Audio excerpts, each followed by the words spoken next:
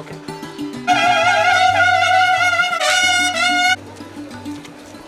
की पाहुण्यांचं या ठिकाणी मुख्य अभियंता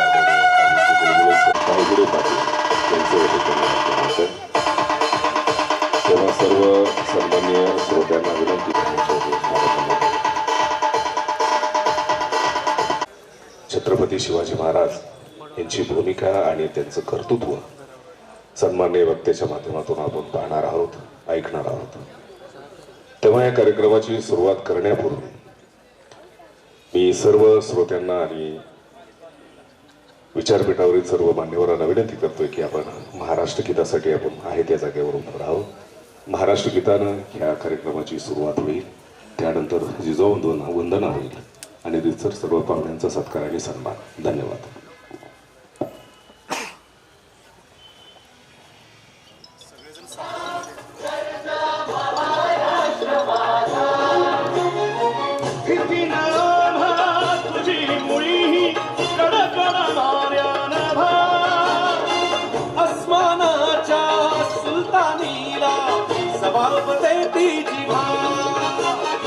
सह्याद्रीचा सिंह गर्जतो शिवशंभू राजा.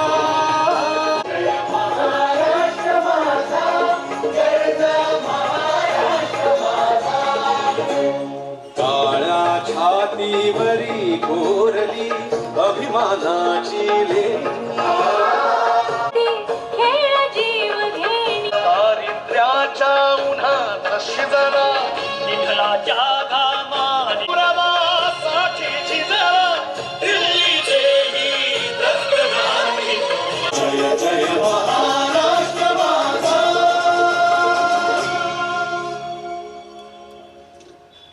जय जिजाऊ, जय जिजाऊ. तुमचं आमचं नातं काय? अरे तुमचं आमचं नातं काय? धन्यवाद. या रयतेच्या राजाची या ठिकाणी जयंती होते. याच्या कर्तृत्वान राजाला अभिवादन करण्यासाठी आपण या ठिकाणी एकत्रित जमलेलो आहोत. याच्या कार्यक्रमाचे अध्यक्ष तथा लातूर परिमंडळाचे सन्माननीय मुख्य अभियंता आदरणीय अरविंदजी बुलबुले सर या ठिकाणी उपस्थित आहेत. त्याचबरोबर आजचे प्रमुख वक्ते म्हणून सुप्रसिद्ध शिवव्याख्याते माननीय अरुण धायगुडे पाटील या ठिकाणी आपल्याला रयतेचे राजे छत्रपती शिवराय ह्या विषयावर आपल्या समोर मांडणी करतील. त्याचबरोबर ह्या कार्यक्रमाला आवर्जून उपस्थित असलेले लातूर विभागाचे सन्माननीय कार्यकारी अभियंता आदरणीय गणेश सामशे साहेब, विशेष करून निलंग्यावर आवर्जून उपस्थित असलेले सन्माननीय कार्यकारी अभियंता आदरणीय संजय पवार सर या ठिकाणी आवर्जून उपस्थित आहेत. त्याचबरोबर लातूर झोनचे ऍडमिनचे सन्माननीय कार्यकारी अभियंता शेडगे साहेब या ठिकाणी आवर्जून उपस्थित आहेत. पुन्हा लातूर सर्कलचे पाचपोई सर हे पण या ठिकाणी आवर्जून उपस्थित आहेत. मानव संसाधन विभागाचे सन्माननीय सहाय्यक महाव्यवस्थापक वाघ सर या ठिकाणी उपस्थित आहेत. परिमंडळ कार्यालयाचे सन्माननीय उप औद्योगिक संबंध अधिकारी माननीय चुनारकर सर या ठिकाणी ते पण उपस्थित आहेत. या सर्व मान्यवरांचं या ठिकाणी स्वागत. फेटे आणि बॅच या उत्सवाचा लावून या ठिकाणी होतोय.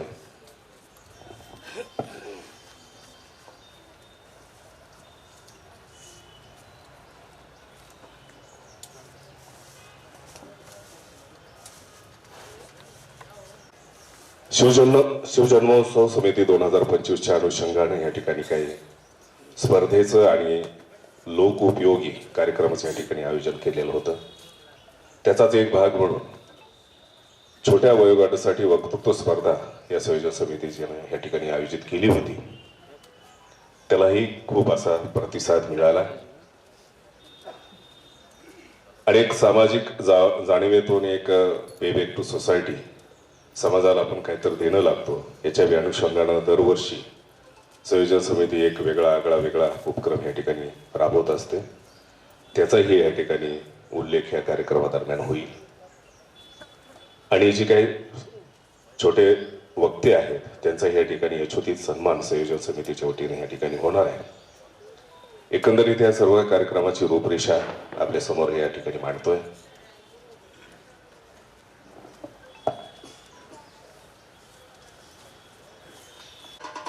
त्याच्यामधून आपण तीन अशा महामाण करतोय.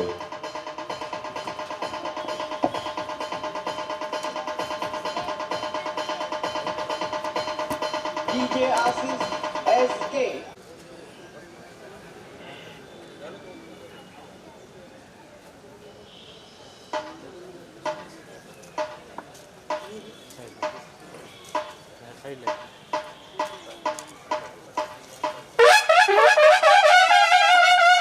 जय जिजाऊ, जय जिजाऊ. अरे तुमचं आमचं नातं काय?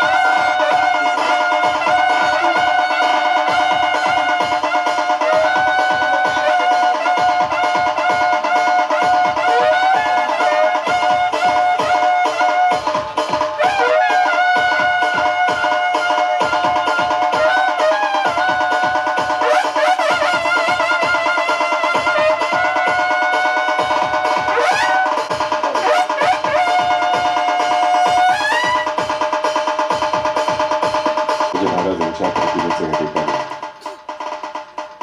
पुष्प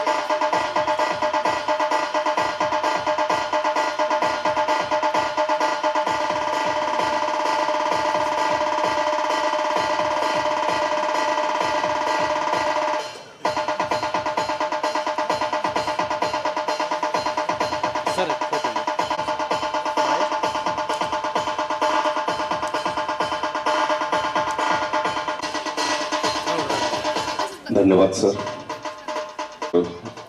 श्रोत्यांना आणि सन्माननीय पाहुण्यांना विनंती आहे की या ठिकाणी जिजामाऊली गे तुला वंदना जिजा तुझ्या प्रेरणेने दिशा मुक्तदायी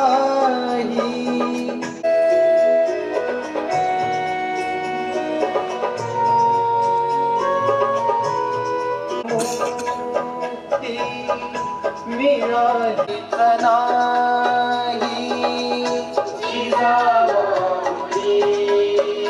गे तुला वंदना सैस तूही जिजामाऊली गे तुला वंदना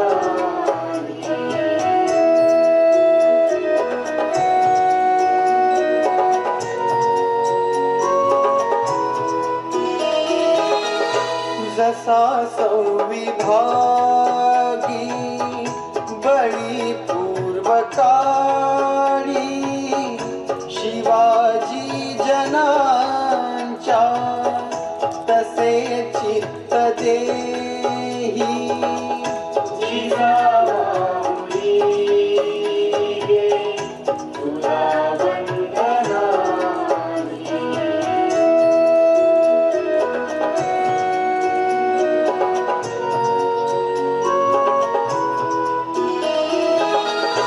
तुझ्या संस्कृतीने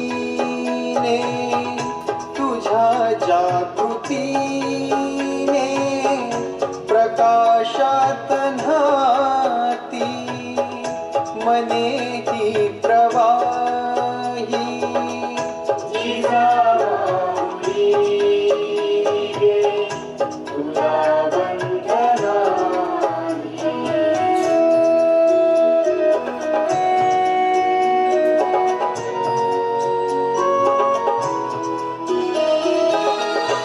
नसे दुःख कोणा नसे न्यून कोणा मुलाना मुलाना नसे दैन्य काही जिजाऊली गे तुला वंदना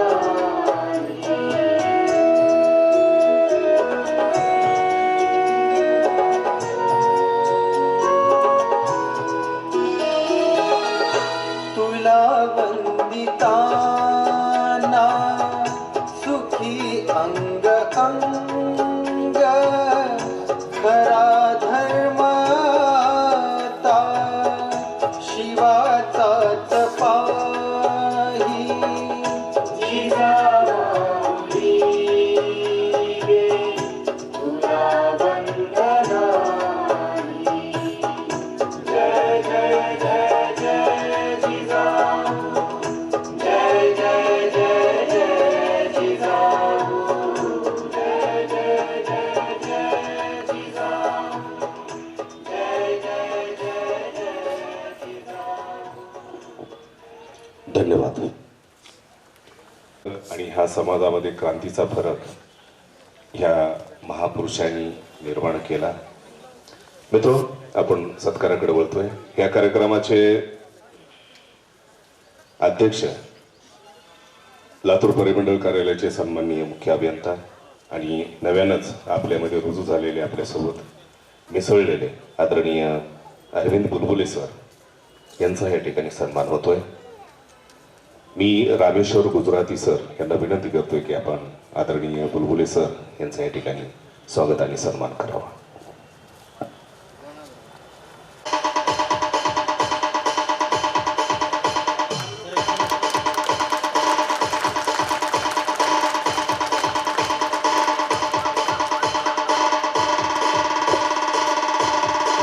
ह्यानंतर लातूर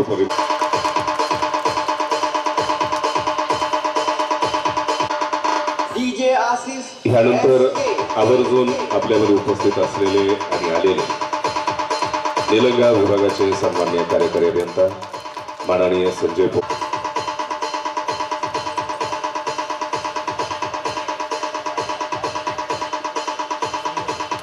लातूर परिमंडळाचे कार्यकारी अभियंता प्रशासक सन्माननीय शेडगे साहेब,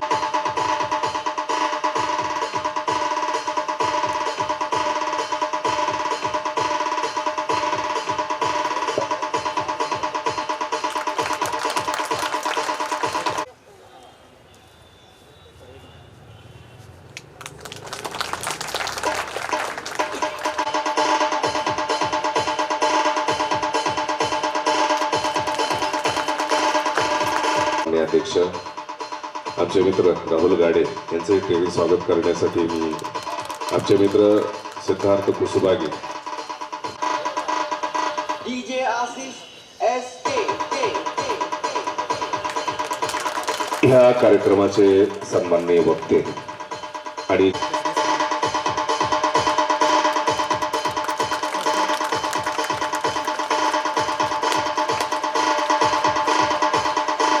ह्या एक मोठ्या प्रमाणात आपल्या परिसरात दरवर्षी साजरे होतात आणि एक वेगवेगळ्या जयंतीचा एक वेगवेगळे एक पैलू आहेत, एक वेगवेगळी एक मांडणी असते.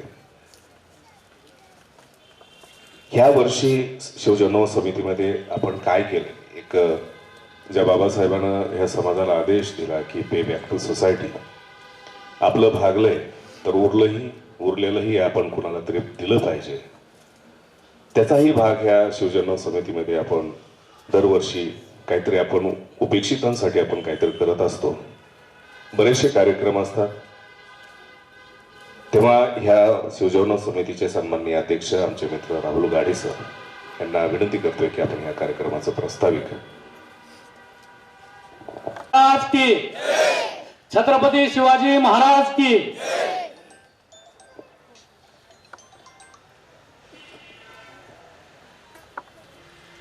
परकीयांची चाकरी करण्यापेक्षा स्वतःच आपलं राज्य असावं या विचारातून शिवरायांच्या स्वराज्याची संकल्पना ज्यांनी केली ते स्वराज्य संकल्पक शहाजीराजे महाराज. ज्या मातेने दोन छत्रपती घडवले त्या राष्ट्रमाता राजमाता जिजाऊ उमासाहेब. आज आपण ज्यांची 395वी जयंती साजरी करण्यासाठी एकत्र जमलेलो आहोत ते विश्ववंदे राजा छत्रपती शिवाजी महाराज. वयाच्या 14व्या वर्षी बुधभूषणम नावाचा संस्कृत ग्रंथ ज्यांनी लिहिला ते स्वराज्य रक्षक छत्रपती संभाजीराजे. रायगडावरील छत्रपती शिवाजी राजांची ज्यांनी समाधी शोधून काढली ते महात्मा ज्योतिबा फुले. राज्यघटनेचे शिल्पकार भारतरत्न डॉक्टर बाबासाहेब आंबेडकर, क्रांतीसूर्य अण्णाभाऊ साठे या महामानवांना सर्वप्रथम विनम्र अभिवादन करतो. या कार्यक्रमासाठी उपस्थित असलेल्या सर्वांना सर्वप्रथम शिवजयंतीच्या मनापासून शुभेच्छा देतो. सन्माननीय विचारपीठ. आजच्या कार्यक्रमासाठी विचारपीठावर अध्यक्ष म्हणून लाभलेले लातूर परिमंडळाचे मुख्य अभियंता सन्माननीय अरविंद बुलबुले साहेब. आजच्या कार्यक्रमासाठी प्रमुख वक्ते म्हणून लाभलेले अरुण दायगुडे पाटील साहेब. या कार्यक्रमाला आवर्जून उपस्थित असलेले गणेश सामसे साहेब, संजय पवार साहेब, चुनारकर साहेब, पाचपोहे साहेब, शेंडगे साहेब, मंगळवेडेकर साहेब आणि वाघ साहेब आणि माझ्या जमलेल्या बंधू आणि भगिनींनो. छत्रपती शिवाजी महाराजांच्या जन्माला आज 395 वर्षे पूर्ण झाली. गेली 10 वर्षापासून आपण महावितरण जयंती उत्सव समितीतर्फे शिवजयंती, डॉक्टर बाबासाहेब आंबेडकरांची जयंती व महात्मा बसवेश्वरांची जयंती मोठ्या आनंदाने साजरी करतो. समाजात आज बरीचशी माणसं आहेत ते आपल्याला म्हणतात आता पहिलेचं कुठं काय राहिलंय, मागचं कशाला काय काढता. अशा लोकांसाठी भारतरत्न डॉक्टर बाबासाहेब आंबेडकर नेहमीच म्हणायचे इतिहास घडवणारी माणसं कधी इतिहास विसरू शकत नाहीत आणि इतिहास विसरणारी माणसं कधी इतिहास घडवू शकत नाहीत. म्हणून इतिहासाची उजळणी करणं याची आवश्यकता भासते. खर तर लोकशाही ही जगातील सर्वोत्तम व्यवस्था मानली जाते. पण लोकशाही जगताना एका राजाची आठवण कशी यावी हे शिवाजी महाराजांनी नेमकं काय केलंय हे सांगताना एक इतिहासकार म्हणतो छत्रपती शिवाजी महाराजांनी जे झोपले होते त्यांना जागे केलं, जे जागे होते त्यांना उभं केलं आणि जे उभे होते त्यांना चालतं केलं आणि या चालणाऱ्यांच्या खांद्यावरती स्वराज्याचं भगवं निशाण दिलं. छत्रपती शिवाजी महाराजांच्या कार्याचं कौतुक करताना जपानचे पंतप्रधान बॅरन म्हणतात साम्राज्यशाहीच्या विरोधात बंड करून सर्वसामान्य रयतेचं स्वराज्य स्थापन करणारे छत्रपती शिवाजी महाराज एक सत्पुरुष होते. एक युरोपियन इतिहासकार म्हणतो छत्रपती शिवाजी महाराज जर आमच्या देशात जन्माला आले असते तर त्यांच्या कार्यकर्तृत्वाचा अक्षय ठेवा आम्ही डोक्यावर घेऊन आनंदाने नाचलो असतो आणि आम्हालाही सुपरमॅन आणि स्पायडरमॅन सारख्या काल्पनिक कथांची गरजच पडली नसती. नेताजी सुभाषचंद्र बोस जेव्हा इंग्रजांच्या नजरकैदेत असताना वेषांतर करून जर्मनीला पोहोचले तेथून त्यांनी आपल्या बंगालच्या मित्राला पत्र पाठवलं. त्या पत्रात ते लिहितात मी इंग्रजांच्या नजरकैदेतून बाहेर पडू शकलो कारण मी इंग्रजांच्या नजरकैदेत असताना मी शिवचरित्र वाचलं आणि त्यातूनच मला प्रेरणा मिळाली. मित्रांनो, बाळासाहेब ठाकरे यांचे वडील प्रबोधनकार ठाकरे नेहमीच म्हणायचे छत्रपती शिवाजी महाराज इतके महान आहेत की त्यांच्या नावासमोर 33 कोटी देवतांची फलटण सुद्धा बाद होते. म्हणून एक वेळेस 33 कोटी देवतांना विसरलात तरी चालेल परंतु छत्रपती शिवरायांना कधीच विसरू नका. मित्रांनो, छत्रपती शिवाजी महाराजांचा विचार हा समाज जोडणारा विचार आहे. त्यामुळे आपल्याला जर आज समाजात समता निर्माण करायची असेल तर शिवाजी महाराजांच्या विचाराशिवाय पर्याय नाही. मित्रांनो, विचार हा एका बियाप्रमाणे असतो. जेव्हा आपण एक विचार पेरतो त्याचा वृक्ष होतो आणि त्याला असंख्य फळे लागतात आणि असंख्य फळामध्ये असंख्य बिया होतात. म्हणून महामानवांचा एक विचार जरी पेरला तर त्यापासून असंख्य चांगले विचार तयार होतील आणि त्यासाठीच आपल्याला ह्या महामानवांची जयंती साजरी करायची. असं म्हणतात की 1 वर्षाची तयारी करायची असेल तर धान्य पेरा, 25 वर्षाची तयारी करायची असेल तर झाडं लावा आणि तुम्हाला 100 वर्षाची तयारी करायची असेल तर माणसं पेरा. छत्रपती शिवाजी महाराजांनी नेमकं माणसंच पेरली. म्हणून अशा माणसांना त्यांनी स्वराज्याच्या कार्यात सामावून घेतलं. शिवाजी महाराजांनी वंश परंपरेने कधीच नेमणुका केल्या नाही, तर प्रत्येकांच्या योग्यतेनुसार आणि गुणवत्तेनुसारच त्यांच्या नेमणुका केल्या. एका रामोशी समाजातील व्यक्तीला शिवरायांनी स्वराज्याच्या गुप्तहेर खात्याचं प्रमुख केलं. त्यांचं नाव म्हणजे बहिर्जी नाईक. मित्रांनो, हाच गुणवत्तेचा वारसा ठणकावून सांगत ज्यांनी मुख्य अभियंता पदाला गवसणी घातली ते म्हणजे आदरणीय मुख्य अभियंता अरविंद बुलबुले साहेब, जे कुठल्या प्रमोशननं किंवा बढतीने इथे आले नाहीत, तर त्यांनी स्वतःची गुणवत्ता सिद्ध करून या पदापर्यंत पोहोचले. मी या निमित्तानं सगळ्यांना आवाहन करेन की आपापल्या जागेवर उभे राहून त्यांच्या कार्यकर्तृत्वाला आपण टाळ्याच्या गजरामध्ये सन्मान देऊया आणि लातूर परिमंडळामध्ये त्यांचं ग्रँड वेलकम करूया. मित्रांनो, याही वर्षी आपण रक्तदान शिबिराचं आयोजन केलं होतं आणि त्याला सुद्धा उत्तुंड असा प्रतिसाद रक्तदात्यांनी दिला. त्या रक्तदात्यांसाठी मी परत एकदा एक विनंती करतो की त्यांच्यासाठी जोरदार टाळ्या व्हायला पाहिजे. मित्रांनो, गेल्या 10 वर्षापासून महावितरणमध्ये शिवजयंती महोत्सव समिती सामाजिक बांधिलकी जपणारा कोणता ना कोणता उपक्रम या निमित्तानं राबवत असते. मग अपंगासाठी व्हीलचेअरचं वाटप असेल, वृद्धांसाठी वॉटर फिल्टर असेल, गोरगरीब अनाथ मुलांना मदत असेल, किंवा शेतकऱ्यांना आर्थिक मदत असेल, किंवा ज्ञानाच्या देवाच्या माध्यमातून विद्यार्थ्यांना मदत असेल, असे बरेचसे उपक्रम शिवजन्मोत्सव समितीने राबवले आहेत. याही वर्षी हा राबवलेला उपक्रम म्हणजे एका गरजू मुलांच्या कानाच्या ऑपरेशनसाठी आपण 51,000 रुपयांचा निधी त्यांच्या पालकाला मदत म्हणून देणार आहे. खरं तर गरजवंत लोकांच्या पाठीमाग खंबीरपणे उभा राहणं हाच शिवविचार आहे आणि तो कायम आपण जपत आलेलो आहे. असं म्हणतात, कोण कहता है आसमान में छेद नहीं होता, कौन कहता है आसमान में छेद नहीं होता, एक पत्थर तबीयत से उछालो तो यारो. आपण एकट्याने करून काय होणार, आपल्या एकट्याने काय जग बदलणार आहे का, असं म्हणण्यापेक्षा अशी एकटी माणसं आणि समविचारी माणसं एकत्र आल्यास आणि सोबत शिवरायांचा विचार जर असेल तर निश्चित पुन्हा एकदा स्वराज्य घडू शकतं. या प्रसंगी मला एक छोटीशी गोष्ट आपल्याला सांगावीशी वाटते. 1674 मध्ये स्वराज्याचे सरसेनापती प्रतापराव गुजर बहिलोल खानासोबत लढता लढता धारातीर्थी पडले. ही बातमी महाराजांना समजली. राज्याभिषेकाच्या तोंडावर आपला एखादा सहकारी युद्धामध्ये कामी आला, त्यामुळे शिवाजी महाराजांना प्रचंड वाईट वाटलं. महाराज प्रतापरावांच्या घरी गेले, त्यांच्या पत्नी पार्वतीबाईंना भेटले आणि त्यांचं सांत्वन केलं. महाराजांना पाहून पार्वतीबाई रडायला लागल्या. त्यावेळी शिवाजी महाराज म्हणाले, ताई रडू नका, माझ्यासारखा भाऊ तुमच्या पाठीमागे खंबीर उभा आहे. त्यावेळेस पार्वतीबाई म्हणाल्या, महाराज माझे पती युद्धात कामी आलेत, त्याचं तर दुःख मला आहेच, पण मला दुसरी काळजी अशी वाटते की माझी मुलगी जानकी आता उपवर झाली आहे, तिचं लग्नाचं वय झालंय, आता तिच्या लग्नाचं काय होईल. त्यावर शिवाजी महाराज पार्वतीबाईंना म्हणतात, जानकीच्या लग्नाची तुम्ही काळजी करू नका, जानकीचं लग्न जमलं असं समजा. पार्वतीबाईंनी आश्चर्याने महाराजांना विचारलं, महाराज नेमकं मुलगा कोण आहे. तर त्यावेळी शिवाजी राजा म्हणाले, मुलगा म्हणजे माझा राजाराम.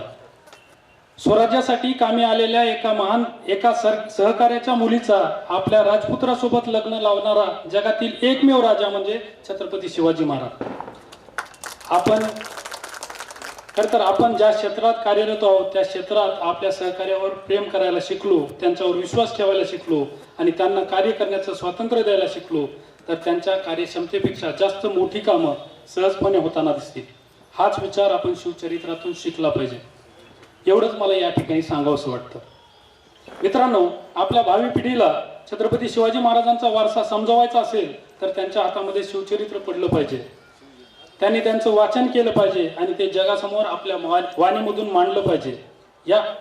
याच विचारातून आम्ही यावर्षी महावितरण कर्मचाऱ्यांच्या पल्ल्यासाठी वक्तृत्व स्पर्धेचं आयोजन केलं होतं.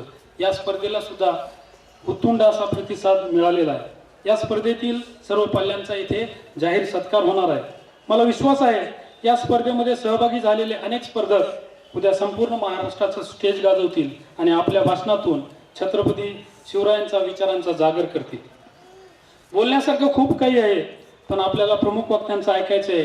त्यामुळे आपल्या सर्वांना परत एकदा शिवजयंतीच्या शुभेच्छा देतो आणि जास्त न वेळ घेता मी माझं प्रास्ताविक संपवतो. शेवटी आदरणीय मुख्य अभियंता साहेब यांना मी आश्वस्त करतो की आपल्या संकल्पनेतील महावितरण घडवण्यासाठी आम्ही आपल्या नेतृत्वात खांद्याला खांद्या लावून काम करण्यासाठी तयार आहोत. धन्यवाद. जय जिजाऊ, जय शिवराय, जय महावितरण. धन्यवाद सर. या ठिकाणी एक स्वागत राहिलेलं आहे. आपल्या परिमंडळ कार्यालयाचे सन्मान देण्यासाठी बलराम जाधव सर यांना विनंती करतोय की आपण संबंधित एक सामाजिक उपक्रमाचं जे संकलन केलंय त्याची प्रस्तुती करा.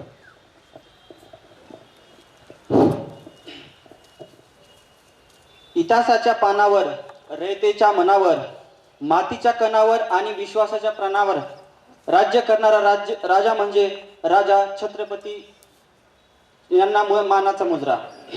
मित्रांनो, आजच्या ज्यांच्या मार्गदर्शनाखाली हा शिवजयंती सोहळा संपन्न होत आहे असे कार्यक्रमाचे अध्यक्ष श्री सन्माननीय अरविंद बुलबुले साहेब, मुख्य अभियंता लातूर परिमंडळ.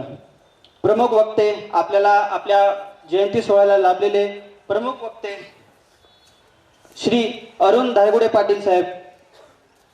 प्रमुख उपस्थिती आपल्याला लाभलेली म्हणजे श्री गणेश सामसे साहेब, कार्यकारी अभियंता लातूर विभाग, श्री संजय पवार साहेब, निलंगाव विभाग, तसेच मंगळवेडे साहेब, चुनारकर साहेब, वाघ साहेब, श्री पाचपोई साहेब, शेंडगे साहेब आणि धनंजय पवार साहेब.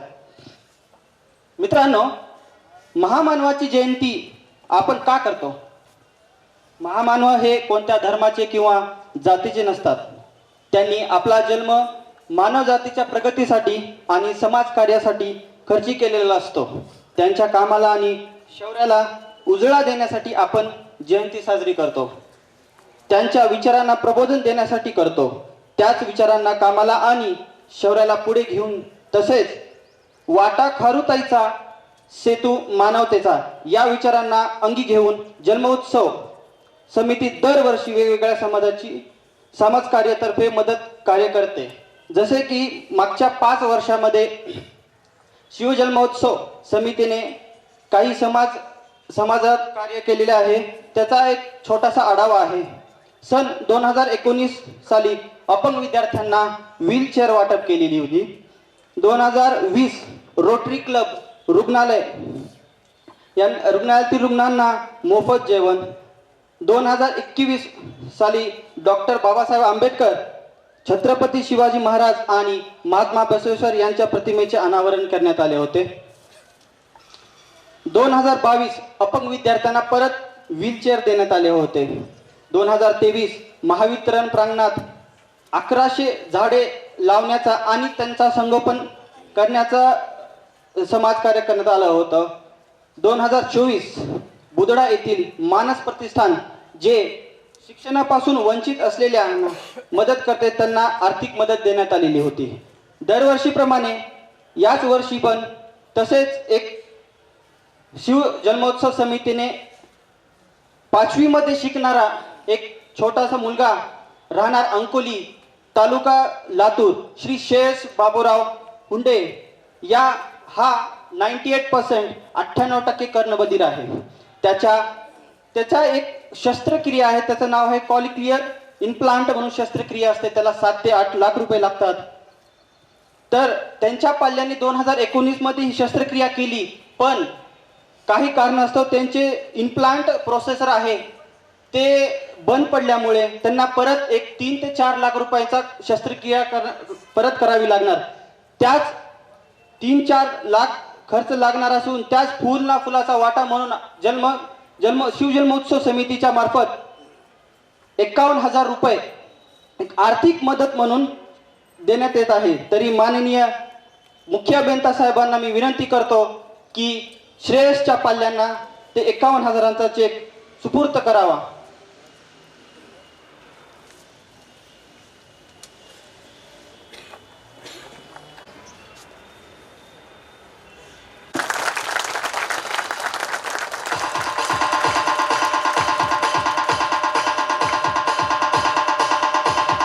समितीने 17 फेब्रुवारी 2025 रोजी एक रक्तदान शिबिर आयोजित केले होते.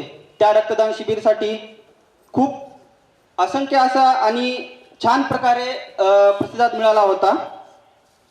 त्याचप्रमाणे यावर्षी महामानव छत्रपती शिवाजी महाराजांच्या शौर्याचे, त्यांच्या कर्तृत्वानाचे या पिढीला सुद्धा माहिती असणे गरजेचे आहे. त्यासाठी आपण शिवजन्मोत्सव समितीने एक वक्तृत्व स्पर्धा आयोजित केली होती.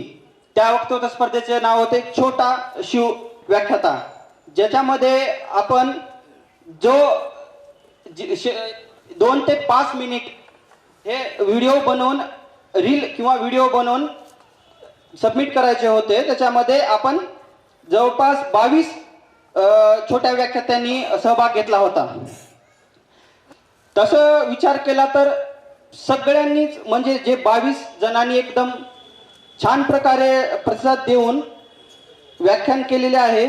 पण त्याच्यासाठी प्रोत्साहनपर आपण एक बक्षीस ठेवण्यात आलेले आहेत.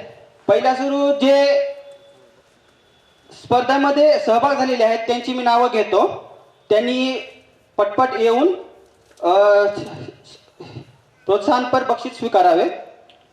आदित्य महादेव पाटील, आर्या ईश्वर देशमुख,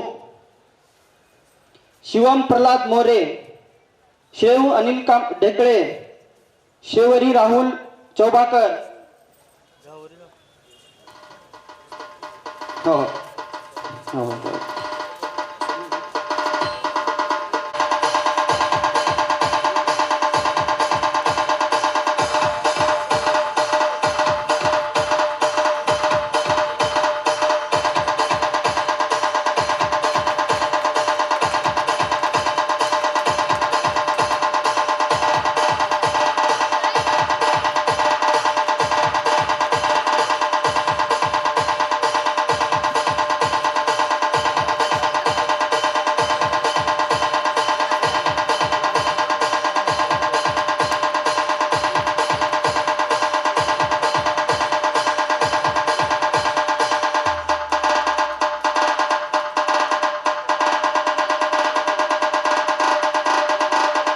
DJ आशीष SK.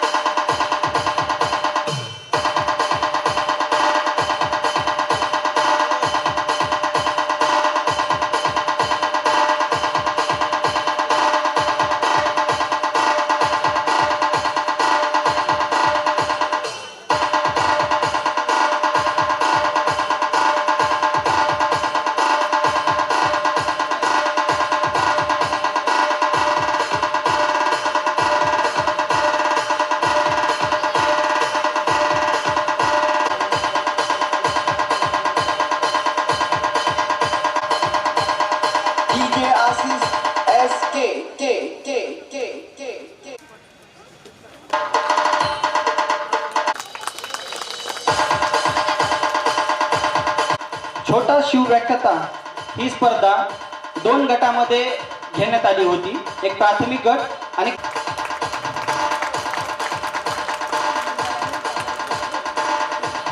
तसेच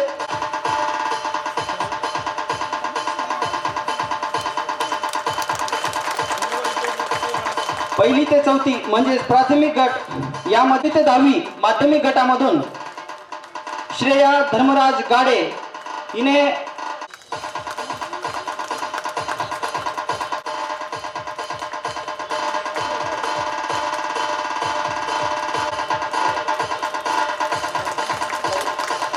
जगाची चिंता नव्हती परिणामांची, कारण त्यांना साथ होती आई तुळजाभवानीची आणि राजनिष्ठ मावळ्यांची. त्यांची जात मर्द मराठ्याची, वेळ मुहूर्त रवली स्वराज्याची. म्हणूनच तर म्हणतात जय भवानी जय शिवाजी. नमस्कार सर्वप्रथम मला इथं म्हणावंच वाटतं की तुम्ही सर्वांनी माझा प्रथम क्रमांकासाठी मला निवडलं, त्याबद्दल तुमच्या सर्वांचे धन्यवाद. आजच्या कार्यक्रमाचे अध्यक्ष, प्रमुख पाहुणे व प्रमुख वक्ते व इथे जमलेल्या सर्व शिवभक्तांना माझा नमस्कार.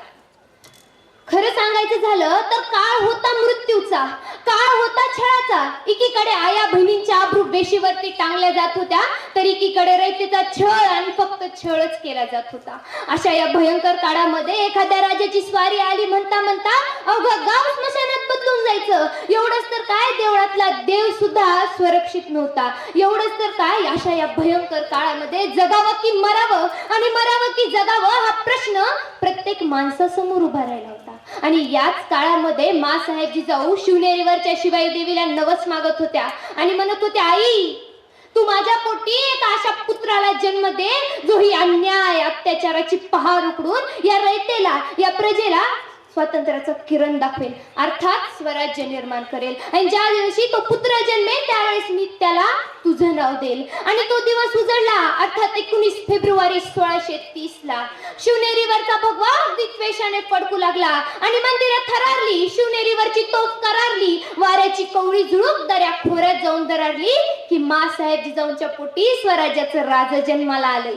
शाहिरीचा साज सजला, मुखी पडलेली पाखरं ही किलबलू लागली, तेही खोऱ्यात जाऊन गरजू लागली की आता मराठ्यांच्या तलवारी भिडणार, शत्रूवर जाऊन पडणार आणि पुन्हा एकदा या सह्याद्रीवर भगवा झेंडा फडकणार, भगवा झेंडा फडकणार. आणि असा हा बाल शिवबा लहानाचा मोठा होऊ लागला. माँसाहेब त्याला रामाच्या, अर्जुनाच्या कथा सांगत, कधी कधी तर ज्ञानेश्वरांच्या ओव्याही म्हणून दाखवत. एक दिवस असा आला की गडाच्या पायथ्याशी तमाशाचा फड लागला होता. त्या घोंगराच्या आणि ढोलकीच्या आवाजाकडे बालशिवबाचे मन ओढले आणि बालशिवबाने तिकडे धावही घेतली.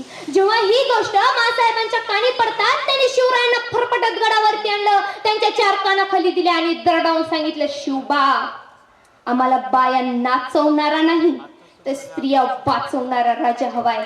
असे कृत्य कराल तर खबरदार. आणि हेच संस्काराच्या बालकडू घेणाऱ्या शिवरायांनी अवघ्या 16व्या वर्षी पुण्यातील असणाऱ्या रायरेश्वराच्या मंदिरात स्वराज्य स्थापनेची शपथ घेतली आणि अर्थात स्वराज्याचं तोरण बांधलं, म्हणजेच तोरणा किल्ला जिंकला. अहो शिवाजी महाराज म्हटलं की आज प्रत्येक माणसाला छत्रपती शिवाजी महाराज की जय म्हणल्यानंतर आमच्या मुखातून जयंता निघावं. एवढंच तर काय, या भारताच्या इतिहासामध्ये अनेक राजे होऊन गेले, मग त्यांचं नाव आज प्रत्येक जनमानसाच्या हृदयावर का नाही हा प्रश्न आपल्या सर्वांनाच पडतो. तर शिवाजी महाराज हे वंशानुसार गादीवर आलेले कोणते आयतोबा नव्हते, तर त्यांनी स्वतःचं राज्य स्वतः निर्माण केलं होतं. मग तुम्ही म्हणाल की छत्रपती शिवाजी महाराज काही एकटेच राजे होते का की ज्यांनी स्वतःचं राज्य स्वतः निर्माण केलं?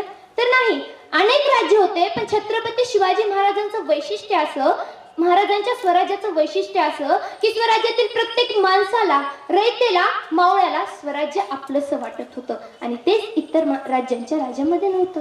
एवढंच तर काय, अहो स्वराज्यामध्ये परस्त्रीला आईचा दर्जा दिला जात होता, पण आज मला ती शिवरायांची शिकवण कुठेतरी नामशेष होताना दिसते. अहो त्या रांझ्याच्या पाटलाची गाजलेली कथा तुम्हा आम्हाला सर्वांनाच माहिती. त्या पाटलाने गरीबाच्या तरण्या ताटक्या पुरीवर अत्याचार केला आणि त्या पुरीने जगण्यापेक्षा मरणं बरं म्हणून तिने स्वतःचा जीव दिला. आणि ही गोष्ट ऐकता सगळ्या गावामध्ये थरकळा तुटला. आणि ही गोष्ट जेव्हा शिवाजी महाराजांच्या कानी पडली त्यावेळेस त्यांनी त्या रांझ्याच्या पाटलाला गडावरती फरफटत नेलं, त्याचे हातपाय कलंक केले आणि सांगितलं, याला न्या आणि मंदिराच्या पायथ्याशी नेऊन बसवा आणि याच्या डोळ्यावरती पट्टी बांधा, कारण येणा जाणाऱ्या प्रत्येकाला याच्यावरती थुंकण्याची संधी मिळली पाहिजे, कारण त्याला कळालं पाहिजे की त्याने किती मोठा गुन्हा केला आहे. आज 21व्या शतकाच्या उंबरठ्यावर असणाऱ्या या भारतामध्ये पुरोगामी आणि न्याय विचाराचा हा महाराष्ट्र, ज्यामध्ये आज स्त्रियांवरती बलात्कार होतात, बलात्कार करणाऱ्यापेक्षा त्याला पाठीमागे घालणारच म्हणतो मी छत्रपती शिवरायांचा मावळा. मग तुम्ही कल्पनाच करा की हे छत्रपती शिवाजी महाराज आज जर आपल्या महाराष्ट्रामध्ये आले आणि त्याने आजची ही परिस्थिती पाहिली तर ते ह्याच शिवरायांच्या मावळ्यांचं काय हाल करतील. एवढंच तर काय, काल परवा मी कामगार समितीमध्ये एक चळवळ भरली होती, तिथे गेले होते. तिथं आपल्या महावितरण समितीचाच विषय चालू होता. तिथं असं म्हणण्यात आलं की सर्व कामगार म्हणत आहेत की महावितरणामध्ये खाजगीकरण करावं, पण मुळात सांगा छत्रपती शिवाजी महाराजांच्या राज्यामध्ये खाजगीकरण नावाचा भाग होता का? तर नाही. मला तिथं असं सांगावं असं वाटलं की तिथं घरी आल्यानंतर मी विचार केला थोडासा की जर आज आपण समजा आपलं हे महावितरण जे आहे ते स्वराज्य आहे आणि आपण सर्वजण याच्यातील मावळे. मग तुम्ही सांगा, जर तुम्हाला असं वाटेल का की तुमचं स्वराज्य एका खाजगीकरण नावाच्या एका समजा सुलतानाने गिळून टाकलं, तर तुम्हाला ते कसे वाटेल? तुम्ही जे आज लढत आहात, आज इथे कितीतरी उपक्रमांची मांडणी केली, तेच जर उपक्रमामध्ये आज खाजगीकरण केलं आणि फक्त आपण आपलाच ध्यास बघत असलो, तर मग प्रजेचं, रयतेचं, शिवाजी महाराजांचं ते स्वप्न कसं साकार होईल? मग मला सांगा, जर आज महावितरणमध्येच खाजगीकरण झालं, तर मग आज आमच्या लाईट बिलाचं, आता आमचाच प्रश्न पडलाय आम्हाला, यात आम्ही लाईट बिल किती आणि केवढं भरायचं? याच एवढं तर काय, तर तुमच्या सर्वांनाच माहिती की छत्रपती शिवाजी महाराजांचा एकच विचार होता. ते असे म्हणायचे की मावळा हा प्रत्येकामध्ये जिवंत असतो, फक्त त्याला जाग करण्याचं काम हे आपल्यामध्ये असतं. अहो, काही जण म्हणतात की छत्रपती शिवाजी महाराजांनी मुसलमानांविरुद्ध लढा दिला, ते धर्मनिरपेक्षक होते, त्यांनी स्वतःचा हिंदू धर्म शाबूत ठेवण्यासाठी मुसलमानांविरुद्ध लढत केले. तर या सर्वांचं उत्तर आता जे पुस्तक दिलं आहे, शिवाजी म्हणजे कोण होता, त्याच्यामध्ये लेखकांनी स्पष्ट त्याला नकार दिला आहे. त्याचं कारण म्हणजे असं की छत्रपती शिवाजी महाराज हे धर्म संरक्षक नव्हते, उलट त्यांनी मुसलमानांविरुद्ध लढा का दिला? कारण मुसलमानांची त्यावेळेसची राजनीतीच तशी होती. प्रजेवरती झालेले अन्याय, अत्याचार याला छत्रपती शिवाजी महाराजांनी विरोध केला, ना की धर्मांना. एवढंच तर काय, तुम्ही पाहत असाल की छत्रपती शिवाजी महाराजांची आता प्रत्येक गावामध्ये त्या काळामध्ये जहागीरदारी प्रत्येकाला दिली जायची. पाटील, वतनदार, इनामदार यांना दिली जायची. तर अशा मोठ्या मोठ्या पदावरती आज मुसलमानाचे प्रमुख होते का? दौलत खान नावाचा ते तर प्रत्येकालाच माहिती असायला हवं. सभासद बकरीमध्ये असलेला श्याम खान हा तर कोणाला माहिती नाही. एवढंच असेल तर पुरंदरच्या वेड्या वेळेस ज्या वेळेस आपल्या सर्वांना माहिती की नेताजी लढले, पण कुणाला हे माहिती आहे का त्यावेळेस सिद्दी हिलाजी नावाचा एक मुसलमान सैनिक लढला, तोही छत्रपती शिवाजी महाराजांचा मावळाच होता की. मग याची विसर आपण का पडतो? एवढंच तर काय, काही जणांनी छत्रपती महाराजांना गोब्राह्मण अशा कित्येक तरी पदव्या दिल्या आणि असं सांगितलं, इतिहासकारांनी सांगितलं की छत्रपती शिवाजी महाराज ते स्वतःलाच म्हणून घेत असत. पण लेखक पुरंदरे याचा स्पष्ट उल्लेख करताना मराठ्यांची साहित्य या कालग्रंथातील 5व्या कालग्रंथामध्ये असं लिहितात, त्यांचा आधार घेऊन ते असं म्हणतात की 534 व 537 मध्ये असं नमूद केलंय की छत्रपती शिवाजी महाराज कधी स्वतःला धर्मनिरपेक्ष किंवा धर्मरक्षक किंवा गो प्रतिबंधक असं काहीच म्हणत नव्हते. उलट त्याच्यामध्ये असं लिहिलं आहे की या पदव्या सर्व शिवाजी महाराजांना त्यांच्या रयतेतून दिलेल्या होत्या. मग छत्रपती शिवाजी महाराज आज आपल्या सर्वांचे आहेत. मग आज तुम्हीच पहा, आज शिवजयंती आली की आपण तिला सणासारखी साजरी करतो. एखादा सण आला की त्याची आपण आठवड्यापासून तयारी करतो. तो सण गेला की आपण दुसऱ्या सणाच्या तयारी लागतो. आता शिवजयंती गेली, आंबेडकर जयंती ही येणारच की, मग त्याच्या तयारीलाही आपण लागणार. पण मुळात आपण शिवजयंती, आंबेडकर जयंती साजरी का करतो हा विचार तुमच्या आमच्या मनात कधी पडलाच नाही, बरोबर ना? मग शिवरायांचे तेच विचार, डॉक्टर बाबासाहेब आंबेडकरांचे विचार आपण आपल्यामध्ये रुजवले का? याचं उत्तर येत नाही. आज तेच शिवरायांचे, आंबेडकरांचे विचार कुठेतरी मला आज लुप्त होताना दिसतात. जाता जाता एवढंच बोलते, सत्तेची ती ढाल होती, निष्ठेची तलवार, वीरतेचा भाला होता, हर हर महादेवचा नारा होता, सह्याद्रीची साथ होती, घोड्यांच्या टिपांचा नाद होता, कडेवरी फिरत होता, मर्द मराठ्याचा वाघ होता, मर्द मराठ्याचा वाघ होता. धन्यवाद. सर्वांनी टाळ्या वाजवा जोरात. आणि हे पुढे असेच राहतील अशी मी अपेक्षा करतो. आणि जाता जाता एकच बोलतो, ज्यांनी लिहिले स्वराज्य आणि प्रक्रमाची गाथा, त्या शिवरायांच्या चरणी ठेवतो माथा. धन्यवाद. कार्यक्रमाकडे आपण वळतोय. ह्या लेकरानं जे काय भाषण आपल्या समोर उद्गत केलं, काही गोष्टी समोर आल्या, नव्यानं मांडणी आली. लेकरं चिकित्सक होत आहेत, नवीन इतिहास पाहत आहेत, आणि ते आपल्या तथ्यावर बसतोय का? पहिले जानो पहिचानो और स्वीकार करो. जे बुद्धानं जे तत्व त्यानं सांगितलं, जे तुम्हाला पटतंय ते स्वीकारा. आणि हे लेकरं चिकित्सक होत असेल तर खऱ्या अर्थाने एक चांगल्या देशाची निर्मिती होते का, असाही एक आनंदाचा भाग वाटतो. मित्रो, आजच्या जे काही वक्ते आपल्यामध्ये उपस्थित आहेत, प्राध्यापक माननीय अरुण धायगुडे पाटील, हे आपल्या विषयावर जे आपल्यासमोर विषय मांडणी करतायत, रयतेचे राजे छत्रपती शिवराय. मित्रो, एक छत्रपती शिवराय यांच्याबद्दल एक आतापर्यंत किंवा कालपर्यंत किंवा सतत एक मांडणी होते की शैस्तिकानाचा पुतळा, पुन्हा ती बोट, हे ना. परंतु नवीन संशोधन जे डॉक्टर साळुंके सरांनी जे काही प्राच्यविद्या पंडित आहेत, खऱ्या अर्थानं ते इतिहासकार आहेत, म्हणजे त्याला नाकारता येत नाही, त्याला ऑथेंटिक मान्यता आहे. ते एक कोट करतात, मार्टिन फ्रान्सिस जो फ्रेंच इतिहासकार आहे, की शिवाजी महाराज ही लढाया लढत होते, एक त्यावेळेसची राजकीय अपरिया होती है ना, परंतु शिवाजी महाराजांमध्ये एक ममत्व होतं, जे की प्रत्येक मावळा त्यांच्या धोरणासाठी जीवाची बाजी लावत होता. हे राज्य माझं आहे या अर्थानं की हा प्रत्येक मावळा हा शिवाजी होता. हे घडलं कसं, त्याचा एक मार्टिन फ्रान्सिसचा एक त्यांच्या डायरीमध्ये जे एक प्रसंग आहे ते असं लिहितात, पराकोटीचा संवेदनशील असावा हा माणूस, त्याशिवाय इतका लढा नसता लागला जनतेला. शौर्य वगैरे ह्या बाबी कमी अधिक फरकाने प्रत्येक राजाकडे असतातच, ते त्या काळची प्राथमिक गरज होती. पण कुण्या बलत्या सलत्यासाठी तळ हातावर काळीच घेऊन फिरण्या इतके तेव्हाचे लोक नक्कीच बावळट नव्हते. ते प्रेम मिळवण्यासाठी त्या व्यक्तीच्या अंगी असलेली संवेदनशीलता कारणीभूत असावी. पुरुषी छाती आड ही मायेचं ममत्व असावं या माणसाच्या. छत्रपती शिवाजी महाराजांची शौर्यांच्या दृष्टीने बऱ्यापैकी चिकित्सा झाली, पण तिचा अतिरेक वाढला तर एखाद्या रम्य कथेच्या पात्रापेक्षा जास्त त्या व्यक्तीच्या कर्तृत्वाला महत्व उरणार नाही.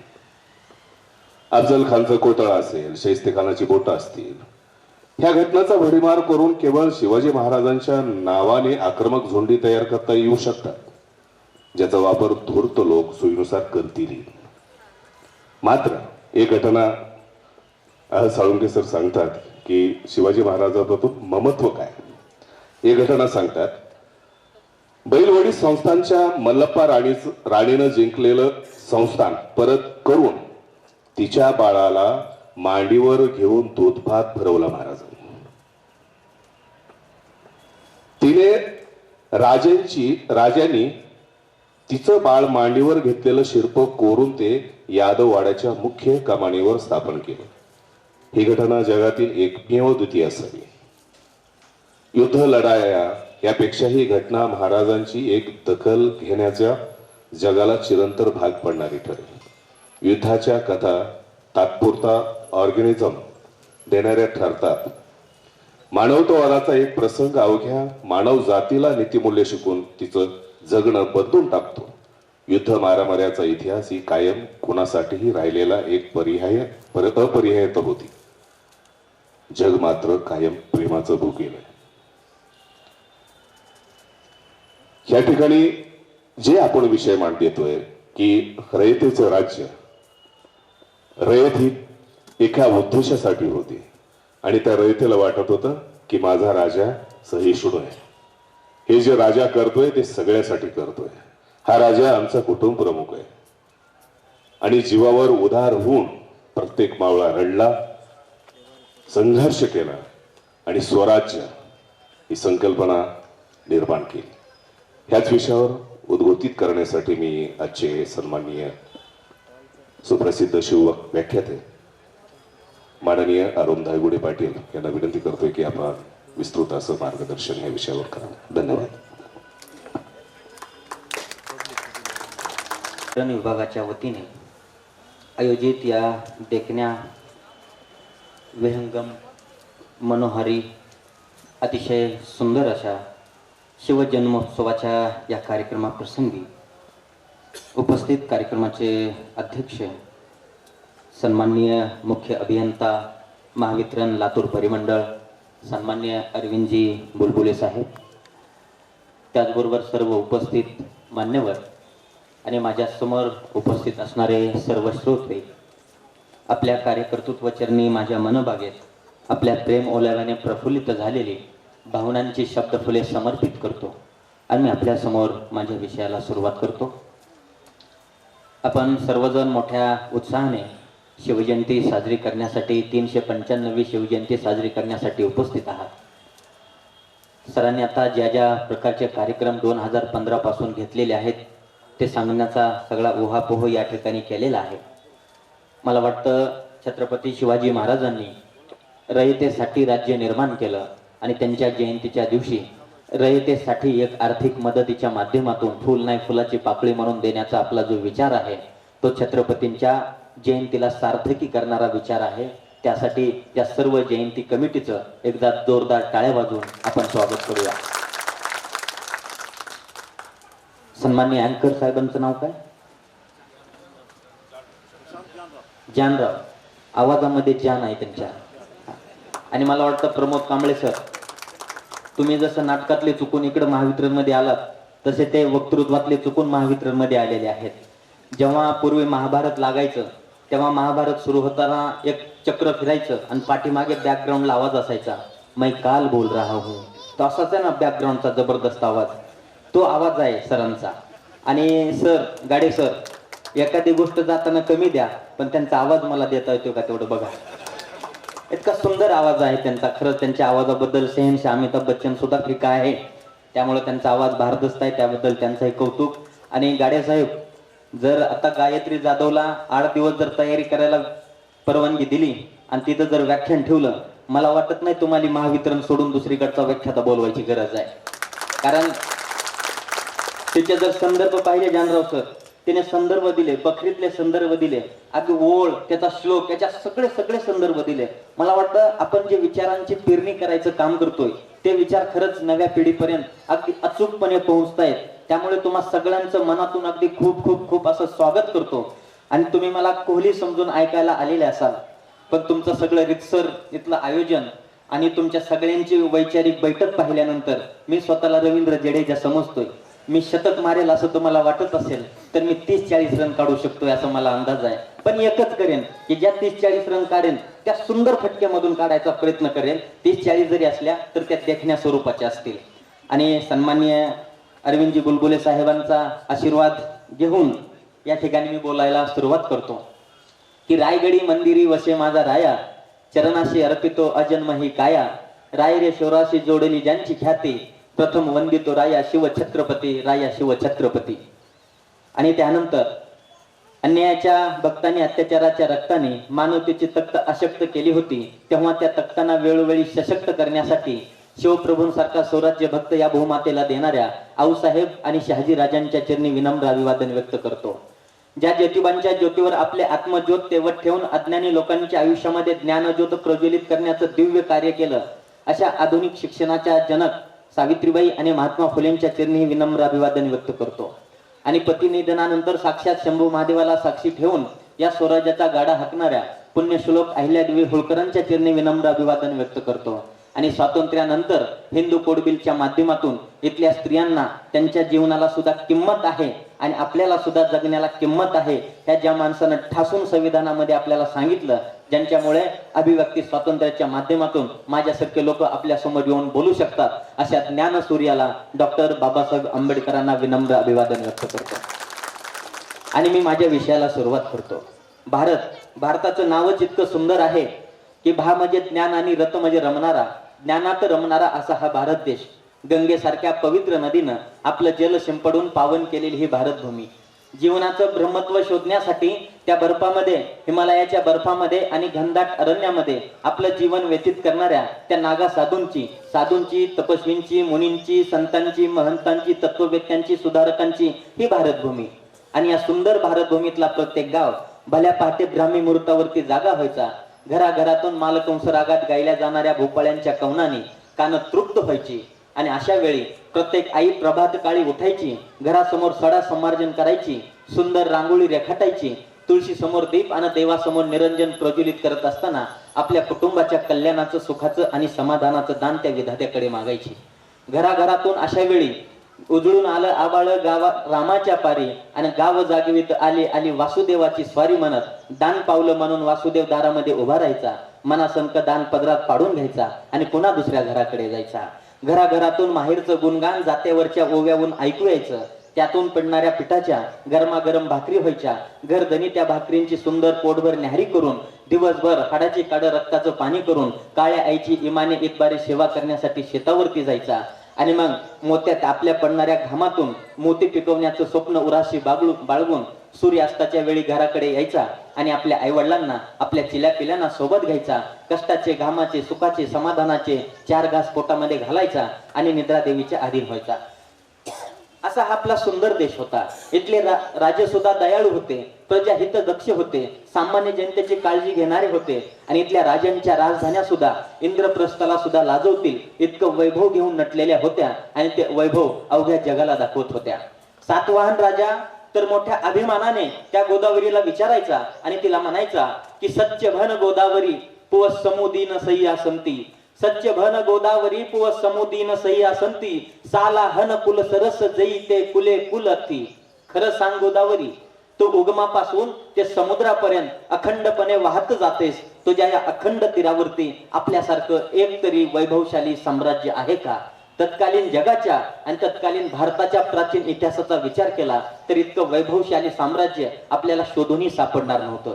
राजे दयाळू होते, प्रजा सुखी होती, प्रजा समाधानी होती. इथले आकाश देवता इथल्या प्रजेवरती आनंदाचं चांदणं ओंजळीत भरून शिंपडत होती. इथले लोक आनंदी होते आणि हेच नेमका आनंद त्यांनी तिला देखवला नाही आणि महाराष्ट्रामध्ये अनन्वित अत्याचार सुरू झाला. मी डायरेक्ट विषयाकडे जातो. अनन्वित अत्याचार सुरू झाला, छेड व्हायला लागला, मंदिरं उद्ध्वस्त झाली, घरं उद्ध्वस्त झाली, स्त्रियांच्या अब्रूचे लक्तर तोडणारे आणि त्यांच्या शरीराचे सौदे करणारे मोठे मोठे बाजार भरू लागले आणि त्यांना दूरदेशी तिकडे विकलं जाऊ लागलं. परत पुन्हा या महाराष्ट्र भूमीचं, या धर्मभूमीचं, या मातृभूमीचं, या जन्मभूमीचं दर्शन त्यांच्या नशिबामध्ये पुन्हा नव्हतं. आणि अशा वेळी इथल्या प्रजेला वाटत होतं की आपल्यावरती अन्याय दूर करणारा, आपल्यासाठी धावून येणारा एखादा राजा कधी येणार आहे की नाही, कुणीतरी जन्म घेणार आहे की नाही. आणि अशा वेळी छत्रपती शिवाजी महाराजांचा जन्म झाला. ही माती पावन झाली, पवित्र झाली, कृतार्थ झाली, आनंदी झाली, सद्गतीत झाली, हर्षित झाली. छत्रपती शिवाजी महाराजांचा जन्म या सगळ्या अराजक राजकीय व्यवस्थेच्या पार्श्वभूमीवरती महाराष्ट्रामध्ये झालेला आहे आणि इथून पुढे छत्रपती शिवाजी महाराजांचा इतिहास आपल्या सगळ्यांना अनुभवायचा आहे. मुळात मी या ठिकाणी सांगू इच्छितो की मराठा बहुतांश तुम्ही सगळे सुशिक्षित आहात. मराठामध्ये एक जात नाही, ज्यांच्या टिशीवरती मराठा आहे ते त्या काळचे मराठे नव्हते. मराठे म्हणजे छत्रपतींच्या स्वप्नासाठी लढणारा प्रत्येक मावळा मराठा होता. मग एखादा बाजीप्रभू देशपांडे नावाचा ब्राह्मण सुद्धा मराठा होता. शिवाकाशीद नावाचा एखादा न्हावी सुद्धा मराठा होता. प्रत्येक मावळा छत्रपतींचा मराठा होता, हे लक्षात घ्या. म्हणजे मराठा म्हटल्यानंतर जातीवाचक आहे असं समजू नका, ते प्रदेशवाचक शब्द आहे मराठा.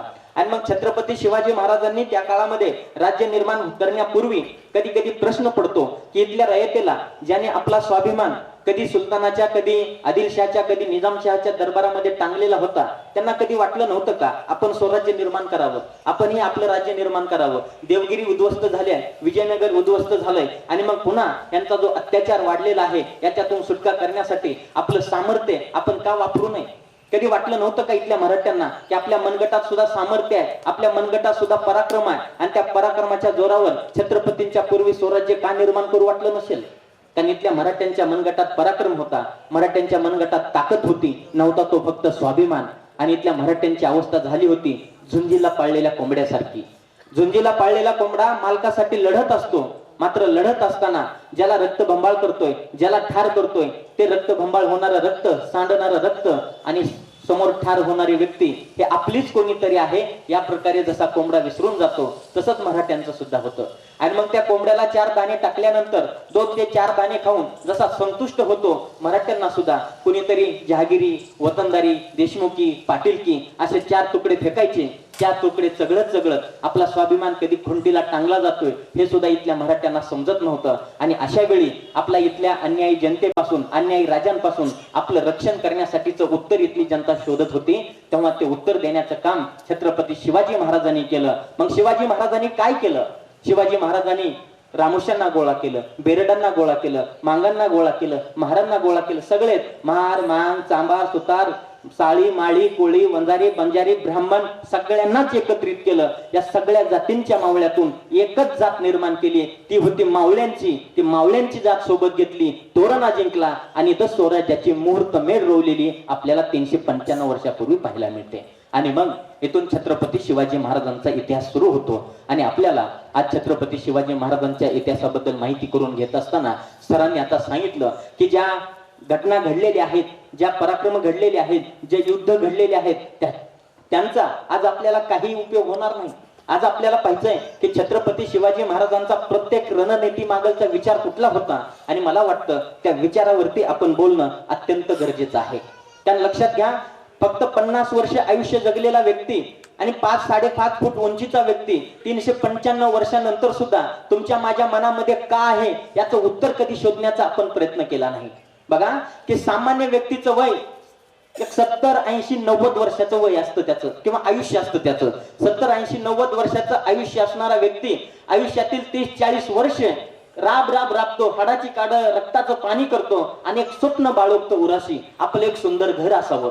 अर्ध आयुष्य ज्या घराच्या स्वप्नासाठी व्यतीत केलं आणि मग पैसा कमावून एखादं घर जेव्हा बांधतो आणि त्या बांधलेल्या घरामध्ये आपण कष्ट करून अर्ध आयुष्य आपलं वेचून जे घर आपण निर्माण केलंय त्या आपल्या घरामध्ये आपल्या उत्तरार्धात वृद्ध अवस्थेमध्ये आपलं अस्तित्व काय आहे, तर आपण निर्माण केलेल्या घरामध्ये एक अडगळीची खोली आहे, त्या खोलीमध्ये एक खाट आहे आणि त्या खाटेवरती पडून राहणे हेच आपलं अस्तित्व आहे. त्याकडे कुणाचं सुद्धा लक्ष नसतं.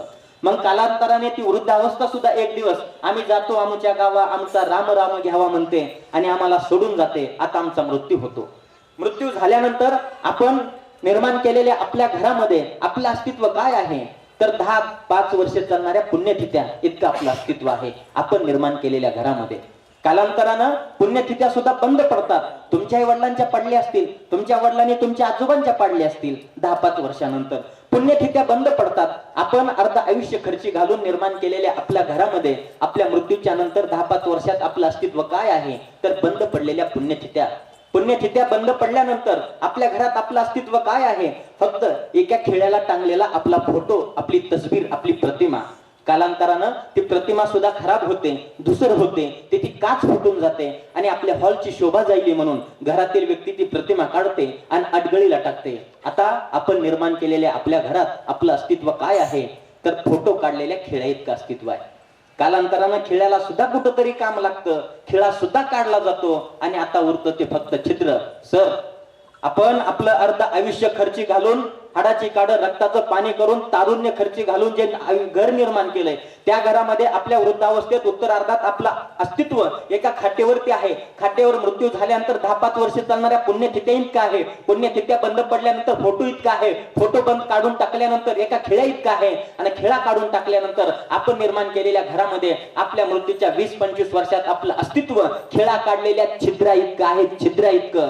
मग आपल्या घरामध्ये आपलं अस्तित्व मृत्यूनंतर 20 वर्षात खिळा काढलेल्या छिद्रा इतकं असेल, तर 395 वर्षानंतर तुमच्या माझ्या हृदयात छत्रपती शिवाजी महाराजांचं अस्तित्व का आहे याचा विचार जेव्हा आपल्या मनामध्ये येईल, याचा शोध जेव्हा आपण घेऊ, तेव्हा छत्रपती शिवाजी महाराज सांगावे लागणार नाहीत, तेव्हा ते आपल्या डोक्यामध्ये आणि तेव्हा ते आपल्या विचारामध्ये उतरलेले असतील. मग तो शोध घेऊया. आणि तो शोध घेत असताना लढायांची गरज नाही, कारण छत्रपती शिवाजी महाराज म्हणजे अफजल खानाचा कोतळा काढणारी क्रिया नाही. छत्रपती शिवाजी महाराज शाहिस्तेखानाची बोट तोडणारी प्रक्रिया नाही. छत्रपती शिवाजी महाराज सुरतेची स्वारी करणारी प्रक्रिया सुद्धा नाही.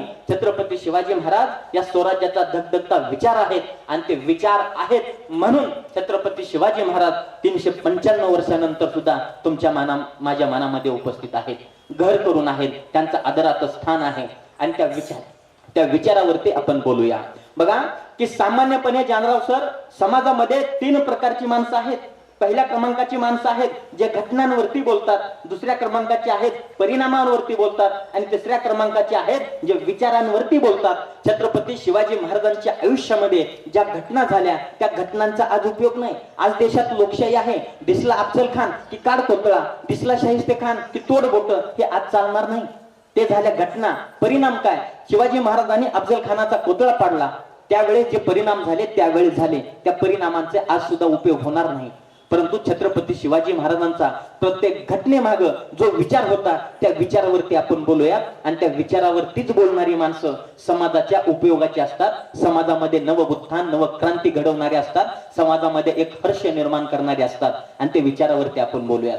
आज तुम्ही कदाचित काय ऐकायला आलात मला माहित नाही, तुम्ही आला असाल असा एखादा वक्ता यावा, ह्या तलवारी फिलवारी भाले बरची आपल्याला सांगावं, त्यानं सांगावं की तानाजी मालुसरेने ती यशवंती गडावरती फेकलेली आहे, त्या यशवंतींच्या दोराला धरून सर सर सर सर सर मावळे गडावरती गेलेले आहेत आणि तिथं घनघोर लढाई सुरू झालेली आहे. तानाजींच्या एका हातात ढाल, एका हातात तलवार आहे आणि त्यांच्या समोर उभा आहे तो कोंढाण्याचा किल्लेदार उदयभान. दोघांचं घनघोर युद्ध सुरू झालेलं आहे आणि मग उदयभानाच्या एका घावानिशी तानाजींच्या हातातील ढाल तुटून गेलेली आहे. अशा अवस्थेमध्ये न डगमगता तानाजीने आपल्या डोईचा शेला हाताला गुंडाळलाय. त्या उदयभानाचा प्रत्येक वार त्या शेल्यावरती घेत आहेत. मात्र रांगातून गेलेल्या वाहून रक्तामुळे तानाजी निश्चित पडलेले आहेत. त्यांच्या देहाची विटंबना करण्यासाठी जेव्हा उदयभान समोर येतो तेव्हा 80 वर्षाचा तरणा पानशेला मामा धावून येतो आणि त्या उदयभानाचं मुंडकं एका घावानिशी धडापासून वेगळं करतो आणि तानाजीच्या रक्ताने वाहून निघालेला कोंढाणा सिंहगडात रूपांतरित होऊन या स्वराज्यामध्ये समाविष्ट होतो.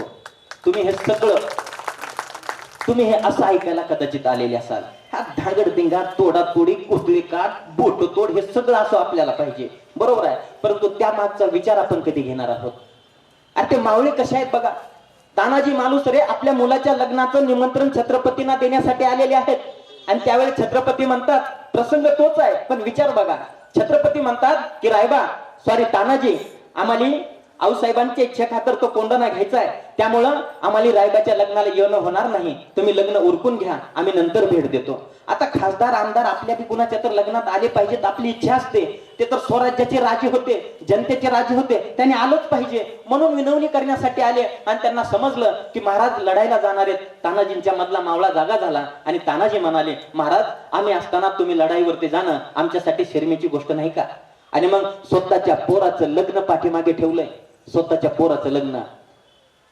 बुलबुले साहेब, एखाद्याच्या घरी कार्यक्रम असावा आणि तुम्ही त्याला रजा देऊ नये आणि त्याचे विचार तुमच्याबद्दल काय असतील?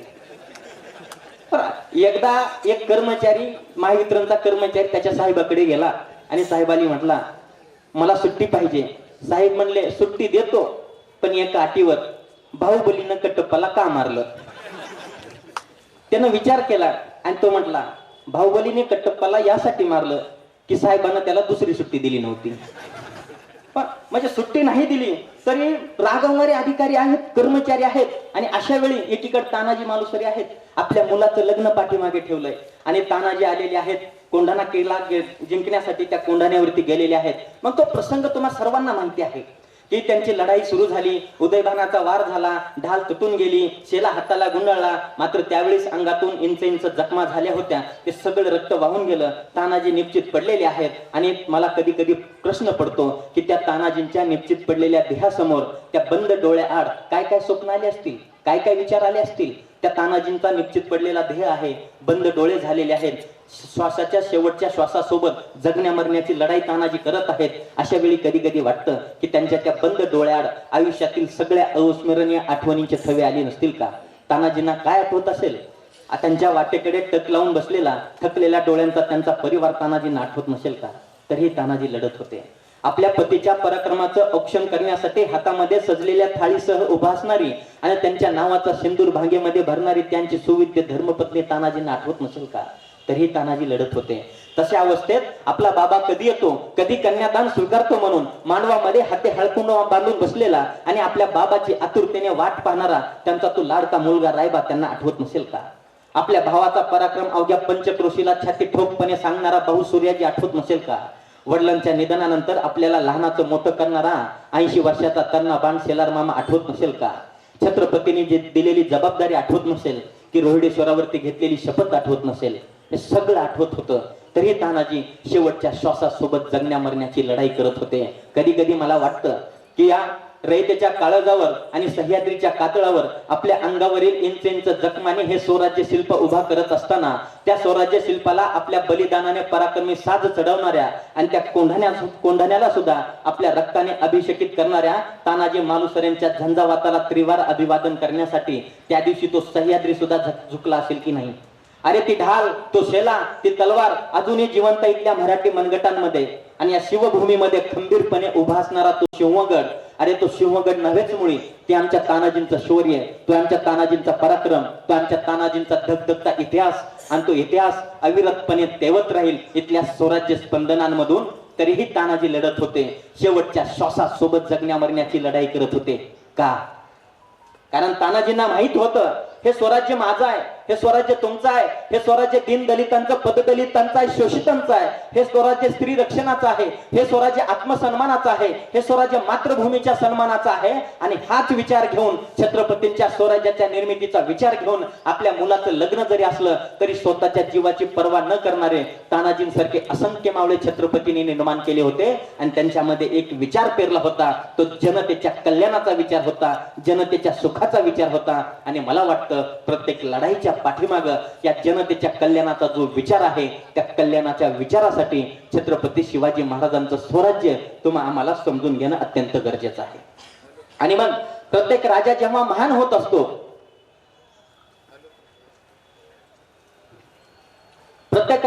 महान होत असतो, तेव्हा त्या राजाचे काहीतरी महानतेचे निकष असतील. गायत्रीनं सांगितल्याप्रमाणे इथं अनेक राजे झालेत, जग जिंकणारे राजे आहेत, ज्यांना 100 वर्षाचं आयुष्य लाभलेलं आहे, असेही राजे आहेत. पण त्या राजांच्या जयंती नाही, छत्रपतींचीच का जयंती केली जाते? कारण त्या पाठीमागे स्वराज्य निर्माण करण्याची प्रेरणा आणि स्वराज्याच्या निर्मितीचा घटनाक्रम आपण डोळ्यामध्ये घेऊयात. छत्रपती शिवाजी महाराजांच्या पाठीमागची पुढची थोडीशी पार्श्वभूमी पहा. आपण कुठल्याही जाती धर्मावरती जानराव सर बोलणार नाहीत, आपण जे सत्य आहे ते बोलू. मग सत्य आपल्याही बाजूचं असेल आणि ज्यांना वाईट वाटेल त्यांच्याही बाजूचं असेल.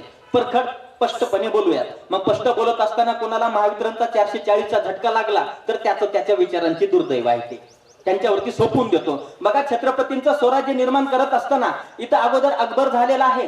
जे अकबरानं स्वराज्य निर्मितीसाठी चित्तोडगडाला वेढा दिला आणि 8 दिवसात जो अकबराला चित्तोडगड जिंकायचा होता, तो चित्तोडगड जिंकण्यासाठी अकबराला जेव्हा 4.5-5 महिने लागले, तेव्हा सुडाग्नीने अकबर पेटला. आणि पेटल्यानंतर जेव्हा गड जिंकला, तेव्हा गडावरती असताना सर्व जाती धर्माचे लोक गडावरती होते, फक्त हिंदूच होते अशातला भाग नाही, सर्व जाती धर्मातले लोक होते. आणि त्या सुडाग्नीने पेटलेल्या अकबराने त्या 30,000 त्या गडावरच्या लोकांची सरेआम 3 दिवस कत्तल चालवली, केवळ आणि केवळ त्याचं राज्य स्थापन करण्यासाठी.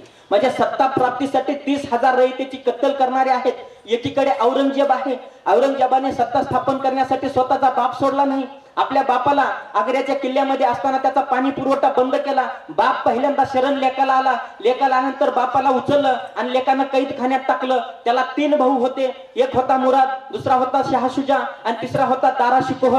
एका भावाला सैनिक पाठवून मारून टाकलं, दुसऱ्या भावाला बोलवून घेतलं, त्याच्या भोजनामध्ये विष टाकलं, भावाला ते पुन्हा मारून टाकलं. तिसरा राहिला होता दारा शिकोह.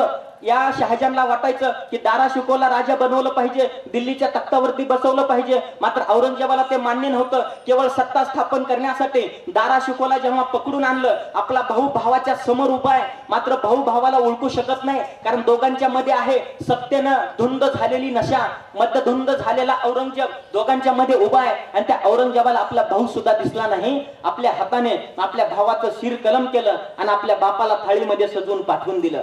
जे म्हणतात ना, ही लढाई धर्माची होती. धर्माच्या लढाईमध्ये भावानं भावाला कधी कापलं नसतं. ही लढाई सत्तेची होती. आपल्या भावाचं शिर भावानं कर शांत डोक्यानं कापलं, मस्तपैकी थाळीमध्ये सजवलं आणि कैदखान्यात असणाऱ्या आपल्या बापाला पाठवलं. भूक लागली असेल तर खा म्हणून. काय वाटलं असेल त्या शहाजहानला? कशासाठी हे स्वराज्य ते राज्य निर्माण करतोय? कशासाठी सत्ता स्थापन केली? आपल्या पोरापोरांचे भांडण व्हावे म्हणून? काय वाटलं असेल त्याच्या आईला की सत्तेसाठी एखादा मुलगा आपल्या भावाला मारतोय? चला पुढे पुढे वास्को द गामा आहे, 1498ला भारतात आला. आपल्याकडे घोळ असा झालाय की आपल्याला इतिहास शिकवताना फक्त हिंदू मुसलमानाचा शिकवला, हिंदू मुसलमानाचा इतिहास शिकवला, परंतु इंग्रजांनी सत्ता स्थापन करण्यासाठी केलेले अनन्वित अत्याचार आजपर्यंत कधी आपल्याला शिकवले गेले नाहीत. 1498ला हा पोर्तुगीज खलाशी वास्को द गामा भारतात आला. भारतात आल्यानंतर परत गेला, 1502ला परत आला. परत येत असताना सत्ता स्थापन करायची, इथं राज्य निर्माण करायचं, भूप्रदेश मिळवायचा, याच विचाराने तो येत असताना आपल्या भारतीय बंदरावरून मिरी नावाचं जहाज 400 हज यात्रेकरूंना घेऊन त्या मक्का मदिनेच्या दिशेने निघालं होतं. ह्या सत्तेसाठी धुंद झालेल्या वास्को द गामानं त्या जहाजाला पेटवून दिलं. लहान लहान मुलं होती, बायका होत्या, त्या बायका त्याला लहान मुलं दाखवत होत्या, सोडून दे बोलत होत्या. अशा अवस्थेत सुद्धा ते 400 यात्रेकरूचं जहाज त्यानं पकडलं, जाळून टाकलं. 380 जणांचा होर पडून मृत्यू झाला. त्यानंतर 800 खलाशी 24 जहाजांमधून जात होते. वास्को द गामानं त्यांना घेरलं, 800 खलाशांना एकत्रित केलं, एकाच जहाजामध्ये कोचून भरलं, त्यांचे हात कापले, नाक कापलं, कान कापलं आणि ते जहाज पेटवून किनाऱ्यावरती पाठवून दिलं, केवळ सत्ता स्थापन करण्यासाठी. तिथला सामुद्री राजा घाबरून गेला. त्या सामुद्री राजाने तालापन्नीचा निमुद्री ब्राह्मण त्या वास्को द गामाकडे तह करण्यासाठी पाठवला. वास्को द गामाने त्या ब्राह्मणाचे सुद्धा हाल केले. त्याचं कान नाक कापलं, कानाच्या ठिकाणी डुकराचे कान शिवले आणि वास्को द गामानं त्या सामुद्री राजाकडे पाठवून दिलं, केवळ सत्ता स्थापन करण्यासाठी. शिवाजी महाराजांच्या पूर्वीचा हा इतिहास तुम्हाला सांगतोय. शिवाजी महाराजांच्या नंतर सुद्धा पेशव्यांमध्ये काय झालं? काकानं पुतण्याचा खून केला, धचा मा केला आणि काका मला वाचवा हे आजच्या राजकारणात लय सरस ठरणारं वाक्य आहे, ते वाक्य अजरामरित करून टाकलं. म्हणजे शिवाजी महाराजांच्या पूर्वी आणि शिवाजी महाराजांच्या नंतर सुद्धा स्वराज्य राज्य निर्माण करण्यासाठी घातपात झालेत, विश्वासघात झालेत, दगाबाज्या झाल्यात, दगलबाज्या झाल्यात, आपल्या निर्दयपणाचा कळस गाठला गेलाय, क्रूरतेचा कळस गाठला गेलाय, सामान्य रयतेला छळलं गेलंय, त्यांचा छळ छळ छळ छळ छळ केला गेलाय. आणि याच पार्श्वभूमीवर छत्रपती शिवाजी महाराजांचं राज्य उभं आहे. जे राज्य प्रत्येक स्त्रीला, प्रत्येक लोकांना, प्रत्येक नागरिकाला, प्रत्येक रयतेला आपलं राज्य वाटतंय. का? कशासाठी? कारण या सगळ्या राजांनी आपलं राज्य निर्माण करत असताना या सगळ्या रयतेला, प्रजेला छळलंय आणि शिवाजी महाराजांनी ज्यांच्यावरती अन्याय होतोय त्याच रयतेला एकत्रित केलंय. आणि त्यांचं असं कुठलं राज्य तर तुमचं असं स्वराज्य म्हणून त्यांच्या हातामध्ये आपलं राज्य दिलंय. आणि म्हणून छत्रपतींचं राज्य रयतेचं राज्य म्हणून बोललं जातं.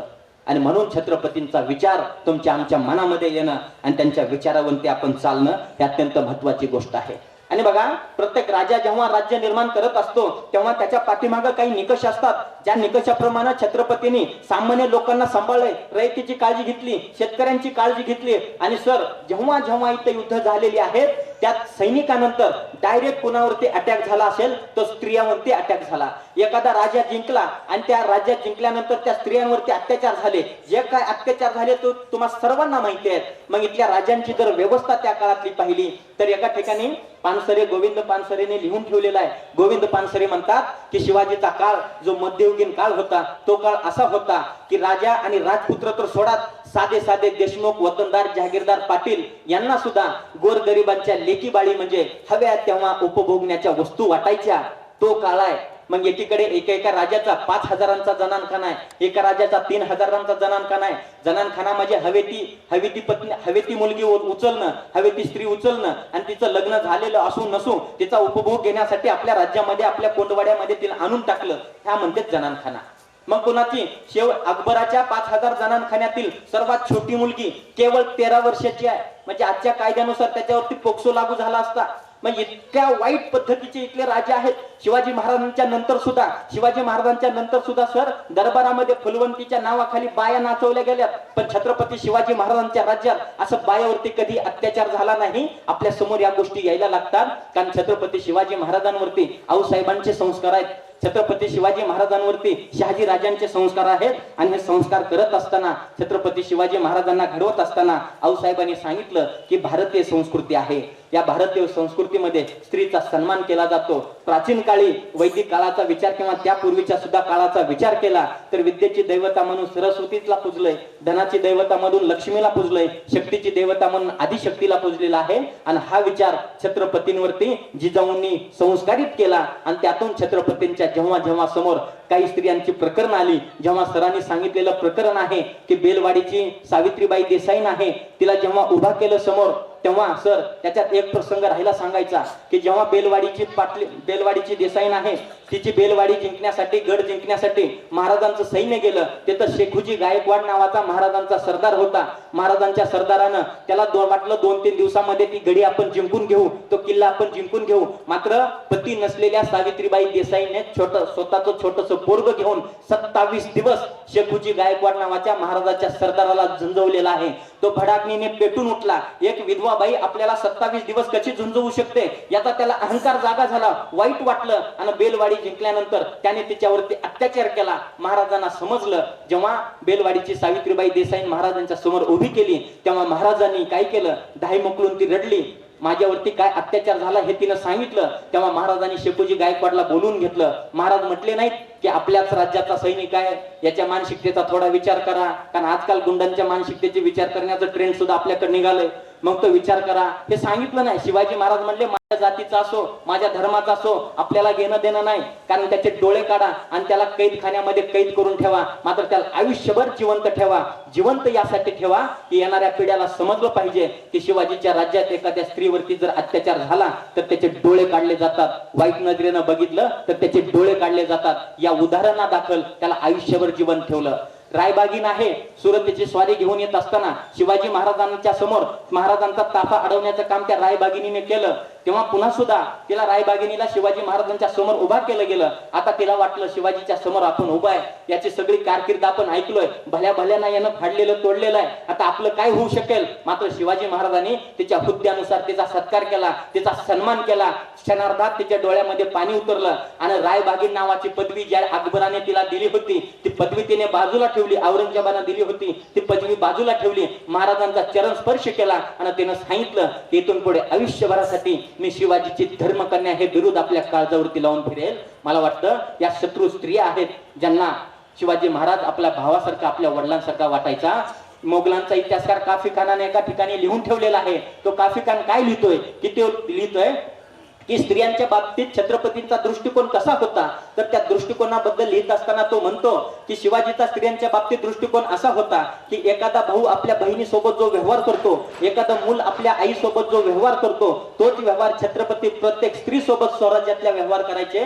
आणि शत्रू स्त्रीचा सुद्धा सन्मान केला पाहिजे यासाठीची जी उच्च कोटीची नैतिकता आपल्यामध्ये लागते ती उच्च कोटीची नैतिकता छत्रपती शिवाजी महाराजांच्या मध्ये होती. आणि तोच काफी खान पुढे लिहून ठेवतो की शिवाजीच्या राज्यामध्ये 100 तोळे सोनं अंगावरती घेऊन एखादी स्त्री 200 मैलाचा प्रवास करू शकेल इतकं निर्भय छत्रपतींनी प्रत्येक स्त्रीला केलेलं आहे.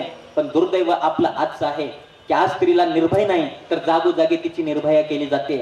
रस्त्यावरून जाताना तिला छेडलं जाते, चालत्या रेल्वेत तिच्यावरती अत्याचार केले जातात, हिंगणघाट सारख्या भागामध्ये तिला पेट्रोल टाकून जाळलं जातं, प्रियंका रेड्डीला स्कूटी सहित जाळलं जातं, श्रद्धाचे 30, 35, 36 तुकडे केले जातात, कोपर्टीच्या ताईचा अत्याचार करून तिचे हातपाय तोडून तिला काही तळ्यामध्ये टाकून दिलं जातं. आज छत्रपतींचा विचार आपल्यामध्ये आहे का, या गोष्टीचा आपण विचार करूया.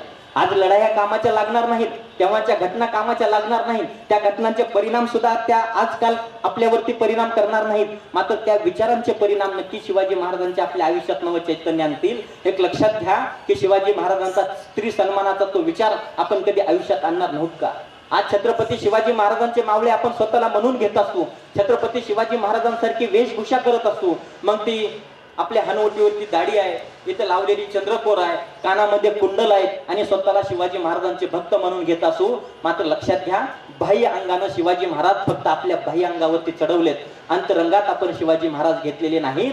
कारण जेव्हा शिवाजी महाराजांचा सारखा वेश करून कानी कुंडल हनवटीवरती दाढी कपाळी चंद्रकोर करून आपण जात असू आणि ज्या गल्लीतून जात असताना समोर येणारी मुलगी आपल्याला पाहून रस्ता बदलून जात असेल तर त्या गल्लीतल्या कुत्र्यात आणि आपल्यात काही फरक आहे का, याचा सुद्धा आपण कुठतरी विचार करणं गरजेचं आहे. आणि मग छत्रपतींचा हा विचार आहे जो स्त्री सन्मानाचा विचार आहे, तो सन्मानाचा विचार आपण कुठंतरी आपण स्वीकारणं गरजेचं नाही का. माणसाला पंच ज्ञानेंद्रिय आहेत, कान आहे, डोळा आहे, जीभ आहे, नाक आहे आणि त्वचा आहे.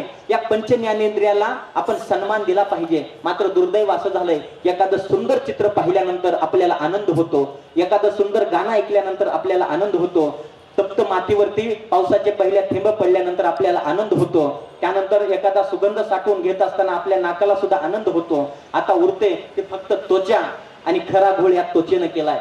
त्याने त्वचा शिकवते होणारा स्पर्श कुणाचा आहे, होणारा स्पर्श आईचा आहे, होणारा स्पर्श ताईचा आहे का होणारा स्पर्श बाईचा आहे. दुर्दैव असं आहे की आजचा होणारा स्पर्श आपल्याला ताई आणि आईपेक्षा बाईचा वाटायला लागतो आणि तेव्हा इथं अत्याचार घडतात. मात्र छत्रपतींचे विचार आपल्याकडे असतील तर होणारा स्पर्श जेव्हा जेव्हा आपल्याला आईचा आणि ताईचा वाटायला लागतील तेव्हा छत्रपतींच्या विचारांचं राज्य या समाजामध्ये पुन्हा एकदा आपण निर्माण करू. आणि हाच विचार मला वाटतं छत्रपती शिवाजी महाराजांनी आपल्यामध्ये पेरलेला आहे आणि तो विचार आपण स्वीकारणं आणि त्या विचारावरती आपण चालणं आपल्याला अत्यंत गरजेचं वाटायला लागतं. मग चला थोडस पुढे जात असताना शिवाजी महाराजांचा इतिहास पाहत असताना शिवाजी महाराजांना आज एक वेगवेगळ्या जातीमध्ये वाटून घेतलेला आपण पाहू शकतो. आज ग्रामीण भागाची, शहरी भागाची जर वास्तव पाहायला गेलं तर भयानक वास्तव आहे. त्या वास्तवावरती ना एखादा लेखक बोलायला तयार आहे, ना एखादा वक्ता बोलायला तयार आहे. केवळ वक्ता शिवाजी महाराजांवरती व्याख्यान करतो, तुम्ही ऐकल्यासारखं करायचं, मी बोलल्यासारखं करायचं, आणि हे नाटक आपलं निरंतरपणे असं सुरू आहे. पण ग्रामीण भागाचा विचार केला तर ग्रामीण भागामध्ये, शहरी भागामध्ये हे महापुरुष वाटून घेतलेत. तुकोबारायांना वाटून घेतलंय आणि वेगवेगळ्या संतांना वाटून घेतलंय, बाबासाहेबांना वाटून घेतलंय, शिवाजी महाराजांना वाटून घेतलंय. हे जातीपातीचं विष कोण पेरलंय आपल्यामध्ये, याचा विचार आपण कधीही केला नाही. आपण येणाऱ्या पिढ्यांना काय देणार आहोत, हे जातीपातीचं विष देणार आहोत का? येणाऱ्या पिढ्यांचा वारसा आपण काय निर्माण करून ठेवलाय, हा जातीवाद निर्माण करून ठेवलाय का? आम्हाला फक्त शाळेमध्ये आज शिकवलं जातंय की शिवाजी महाराज स्वराज्यासाठी लढले, अहिल्यादेवी होळकर स्वराज्यासाठी लढल्या, बाजीप्रभू देशपांडे स्वराज्यासाठी लढले, बाजीराव पेशवे स्वराज्यासाठी लढले, शिवा काशी स्वराज्यासाठी लढले. हे शाळेमध्ये चार भिंतीच्या आत शिकवलं जातं.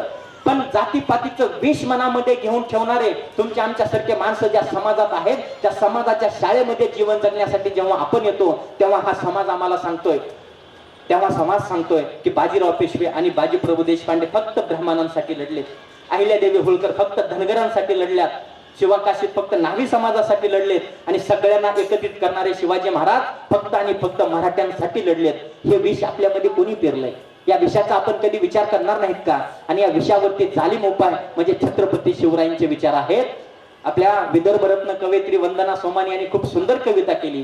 त्या म्हणतात की अंधारावर मात शिवाजी, एक नवी सुरुवात शिवाजी, अंधारावर मात शिवाजी, एक नवी सुरुवात शिवाजी, मावळचा हा गडी रांगडा, मानत नाही जात शिवाजी. मला वाटतं छत्रपती शिवाजी महाराजांनी मावळ्यांची भरती करत असताना त्या मावळ्यांची जात पाहिली नाही. अनिल कठारे सरांनी लिहून ठेवलेलं आहे की शिवकाळ तो काळ होता ज्या शिवकाळामध्ये गावकुसा बाहेरच्या लोकांना गावकुसामध्ये गावामध्ये सुद्धा प्रवेश दिला जात नव्हता. अरे ज्या शूद्रांना, ज्या अस्पृश्यांना गावामध्ये सुद्धा प्रवेश दिला जात नव्हता, तेव्हा छत्रपती शिवाजी महाराजांनी या सर्व लोकांना स्वराज्याच्या सैनिकांमध्ये, स्वराज्यांच्या मावळ्यामध्ये प्रवेश दिलाय. आणि इथली व्यवस्था सांगत होती की हत्यार, शस्त्र फक्त क्षत्रियांनी घ्यायचं. तेव्हा शिवाजी महाराजांनी या गावकुसा बाहेरच्या लोकांना संधी दिली, दर्जाची आणि संधीची समानता जे आज संविधानातलं तत्व आहे, शिवाजी महाराजांनी त्या काळी अंगीकारलं. आणि या दीन दलित आदिवासी असणाऱ्या बेरड रामुशांच्या हातामध्ये शस्त्र दिलेत. आणि या लोकांना जेव्हा संधी मिळाली, दर्जाची आणि संधीची समानता जेव्हा शिवाजी महाराजांनी दिली, तेव्हा शिवकाळ या लोकांनी आपल्या पराक्रमानं तेजोंकित केलेला आपल्याला पाहायला मिळतो. आणि मग जातीवाद शिवाजी महाराजांच्या नावानं केला जात असेल, शिवाजी महाराजांचा विचार आपण जेव्हा मावळ्याकडे पाहून केला पाहिजे की शिवाजी महाराजांनी जर मावळ्यांची जात पाहिली नाही तर आज तुम्ही आम्ही छत्रपतींना फक्त मराठ्यांचे कसं म्हणू शकू? हे वास्तव आहे. त्या वास्तवावर तुम्ही कधीच बोलणार नाहीत, मला माहित आहे. पण रोखोक आणि सडेतोड बोलायचा प्रयत्न करतो. हा विचार आपण सोडणार नाहीत का?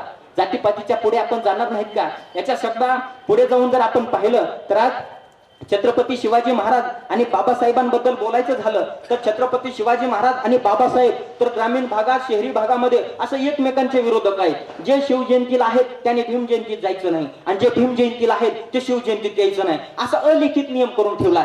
त्या कुठल्या हरामखोरानं आपल्यामध्ये विष पेरलं हेच माहित नाही. आणि घोळ असा झालाय की आपल्याला खरा इतिहास आजपर्यंत कोणीच सांगितलेला नाही, कोणीच नाही. नामांतराच्या चळवळीनंतर तर इतका जातीवाद आपल्या मराठवाड्यामध्ये पेरला गेला.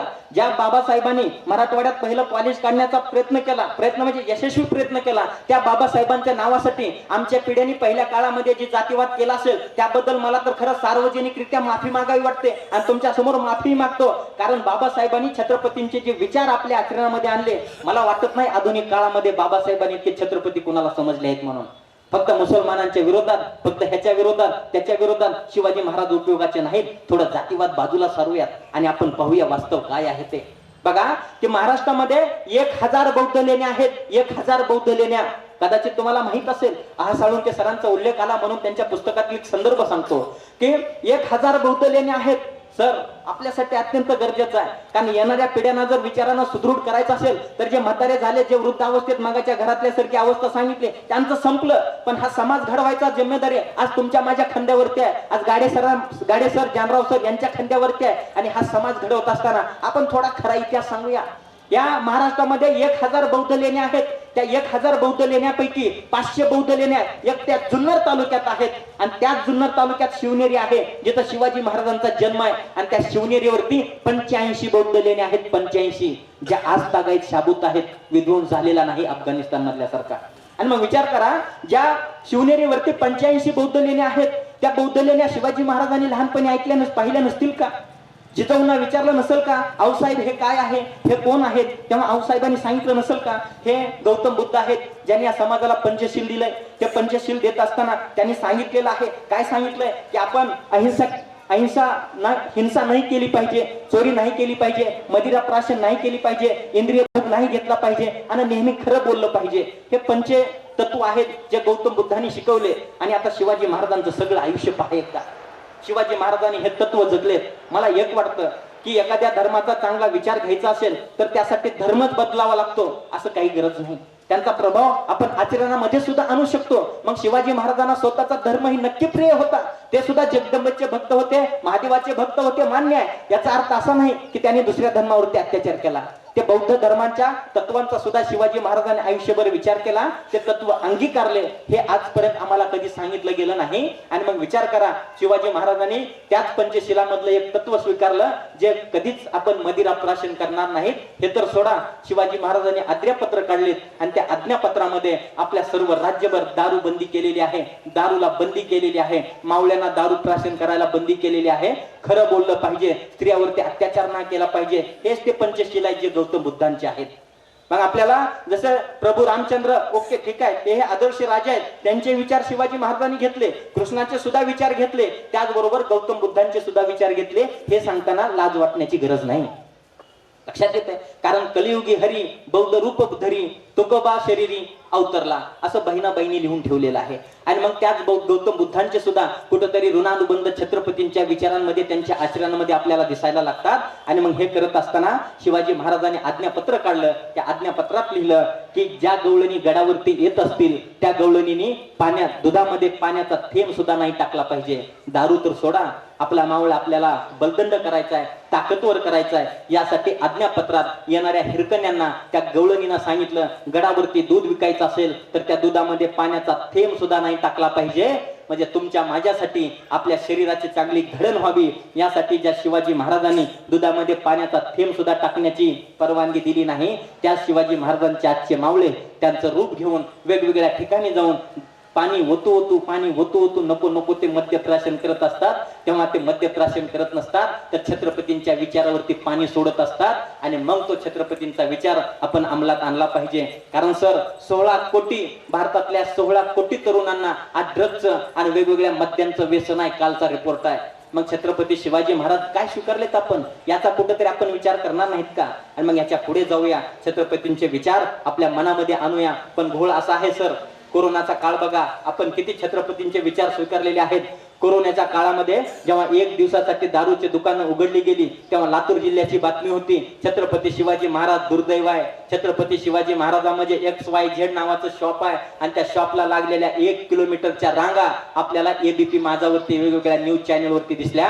सर, आपल्या विचारांचा पराभव आहे की कोरोना काळामध्ये दारूच्या दुकानासमोर रांगा दिसल्या, पण त्या कोरोना काळामध्ये वाचनालयासमोर, पुस्तकांच्या दुकानासमोर रांगा दिसल्या नाहीत. ते तर सोडा की त्या दुकानाला दिलेला परवाना किंवा त्यांना दिलेली वेळ वाढवून द्या याच्यासाठी आंदोलनं केली, मात्र एखादं वाचनालय उघडा, एखादं पुस्तकालय उघडा याच्यासाठी आंदोलनं झाली नाहीत. आणि मग ज्या महाराष्ट्रामध्ये दारूच्या दुकानासाठी आंदोलनं झाली, पुस्तकाचे दुकान मात्र बंद होते, त्यांच्या समोर मी शिवाजी महाराज सांगतोय, आपलं मस्त सुरू आहे, तुम्ही ऐकण्याचं नाटक करायचं, मी बोलल्याचं नाटक करतो, माझं नाटक तुम्हाला समजतंय, तुमचं नाटक मला समजतोय, असं नाटक करायचं आणि जिंदगीचं नाटक करून घ्यायचं आपलं सुरू आहे. मग आता शिवाजी महाराजांचा हा विचार वास्तवात आपण कधी स्वीकारलाच नाही. फक्त शिवाजी महाराज जयंती आली, धांगडा माकडा करणे, नाचणे, गाणे, थोडं एखादा बोलला तर ऐटीत तिथं जाऊन बसणे आणि पालत्या घड्यावरती पाणी, कोणा काहीच फरक नाही. काही चळवळी निघाल्या, त्या चळवळीनं चांगले विचार पेरण्याचं काम केलं, मात्र सर त्या चळवळी सुद्धा आज बंद पडायच्या मार्गावरती आहेत. शिंदखेड राजाची जी रांग होती यावर्षी तिप्पट चौपट कमी झालेली पाहायला मिळाली. लोकांना चांगलं ऐकायचं नाही, लोकांना कीर्तनामध्ये कॉमेडी पाहिजे, लोकांना व्याख्यानामध्ये कॉमेडी पाहिजे, लोकांना चित्रपटामध्ये कॉमेडी पाहिजे. लोकांची प्रतिभा ओळखण्याची शक्तीच कमजोर होऊन गेलेली आहे. इतके फ्रस्ट्रेशन मध्ये लोक आहेत. आता मी गेल्यानंतर सुद्धा हे काय आदन काय सांगत बसलं असं सुद्धा तुमच्यातले 2-4 जण नक्की म्हणतील, याची मला शाश्वती आहे. कारण आपल्याला आलं पाहिजे, गाणे म्हटले पाहिजे, जोक सांगितले पाहिजे, ही आपली काय होऊन बसली, मानसिकता होऊन बसली. त्या मानसिकतेतून आता आपण कुठेतरी पुढे येऊया आणि आपल्या जबाबदाऱ्या ओळखूया. आपल्या घरातलं पोरग जर 40,000चा मोबाईल ऑपरेट करू शकत असेल तर त्या पोराच्या हातात शिवाजी महाराजांचं 40 रुपयांचं पुस्तक देणं, बाबासाहेबांचं 40 रुपयांचं पुस्तक देणं हे आपली जबाबदारी आहे. मात्र हीच जबाबदारी आपण विसरून गेलो. शिवाजी महाराज त्या काळात त्यांना शिकवण्यासाठी जे गुरु लावले होते त्या गुरुनी अननसाचं शिकवलं. शिवाजी महाराज पाठ करायचे, घरी यायचे आणि जिजाऊंना विचारायचे अच्या पुढे काय असतं. मग जिजाऊ सांगायच्या अच्या पुढे आ आहे. शाळेत जाण्याच्या अगोदर शिवाजी महाराजांचं आ पाठ केलेलं असायचं. शिक्षकासमोर जायचे अच्या पुढे आ आहे, मला माझ्या आईनं शिकवलं. आपली आई आज काय शिकवते, आपली आई आज काय शिकवते, आपला बाप आज काय शिकवतो, हे आपल्या जबाबदाऱ्या आपण ज्या सोडून दिल्यात त्या जबाबदाऱ्या स्वीकारणार आहोत का नाही.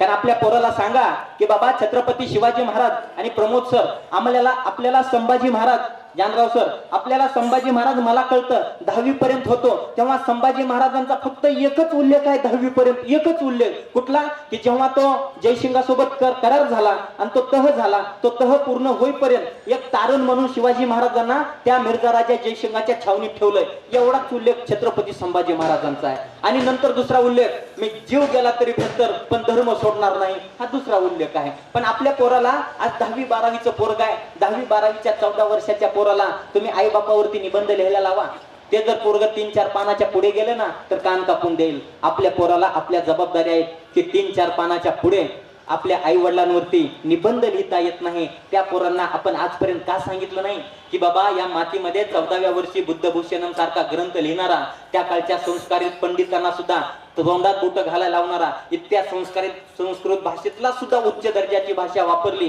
राजाची कर्तव्य काय असावी, राजानं कशा पद्धतीनं राज्य करावं हे 14व्या वर्षी सांगणारा एक राजा आपल्याकडे आहे. आपल्याला असा अडकवलेला, रक्त गळतंय, त्याच्यावरती मीठ चोळलं जातंय हे सांगितलंय.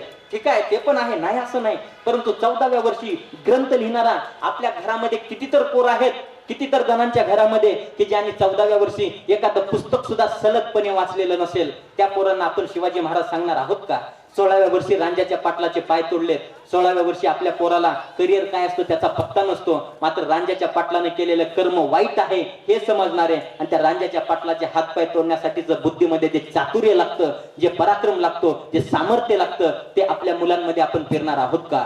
छत्रपती शिवाजी महाराज घ्यायचे असतील तर मला वाटतं या पद्धतीनं आपण घेतले पाहिजेत. शिवाजी महाराज नुसतं नाचण्याचा गाण्याचा विषय नाही तर छत्रपती शिवाजी महाराज जगण्याचा विषय आहे. आणि तो विषय जगत असताना शिवाजी महाराजांनी समाजातील सगळ्या तळागाळातल्या लोकांचा उद्धार केलाय. छत्रपती शिवाजी महाराजांनी तुमचं महापारेषण आणि शेतकरी यांचा तर जन्मोजन्मीची नाती आहेत, तुमचा आणि शेतकऱ्यांचा तर थेट संबंध आहे. मग थोडस छत्रपती शिवाजी महाराजांच्या शेतकऱ्यांच्या योजना पाहिल्या तर आजचा काळ थोडासा विचार करूया.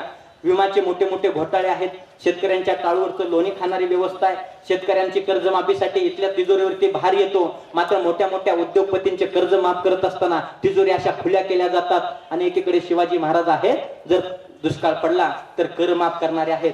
पडक जमिनी आहेत, त्या पडक जमिनीसाठी वाहित करा, त्या 2-4 वर्षाचा कर्ज तुम्हाला 2-4 वर्षाचा कर माफ करतो हे सांगणारे शिवाजी महाराज आहेत. मला माहित आहे की महाराष्ट्रामध्ये दररोज, भारतामध्ये दररोज व्यसनाच्या आहारी जाऊन हजारो मुलांचा अपघाती मृत्यू होतोय.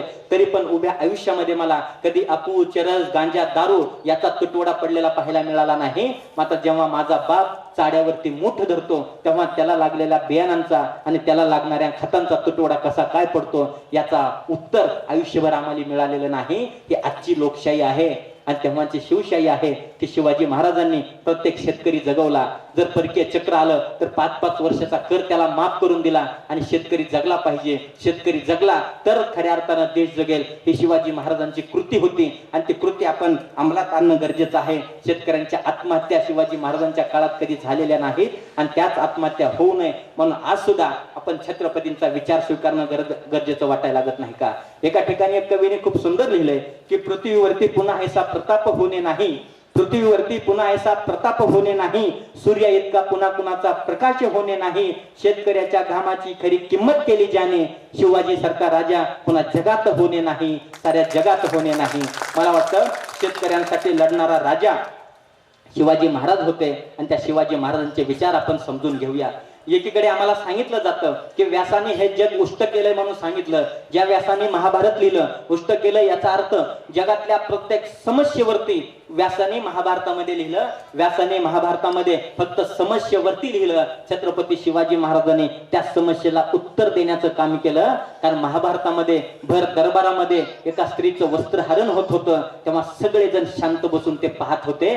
शिवाजी महाराजांच्या काळात स्त्रियांचं वस्त्रहरण करण्याचा प्रकार झाला, त्याचा चौरंगा केला, त्याचे डोळे काढले. म्हणून मला महाभारतापेक्षा सुद्धा शिवाजी महाराज श्रेष्ठ वाटतात.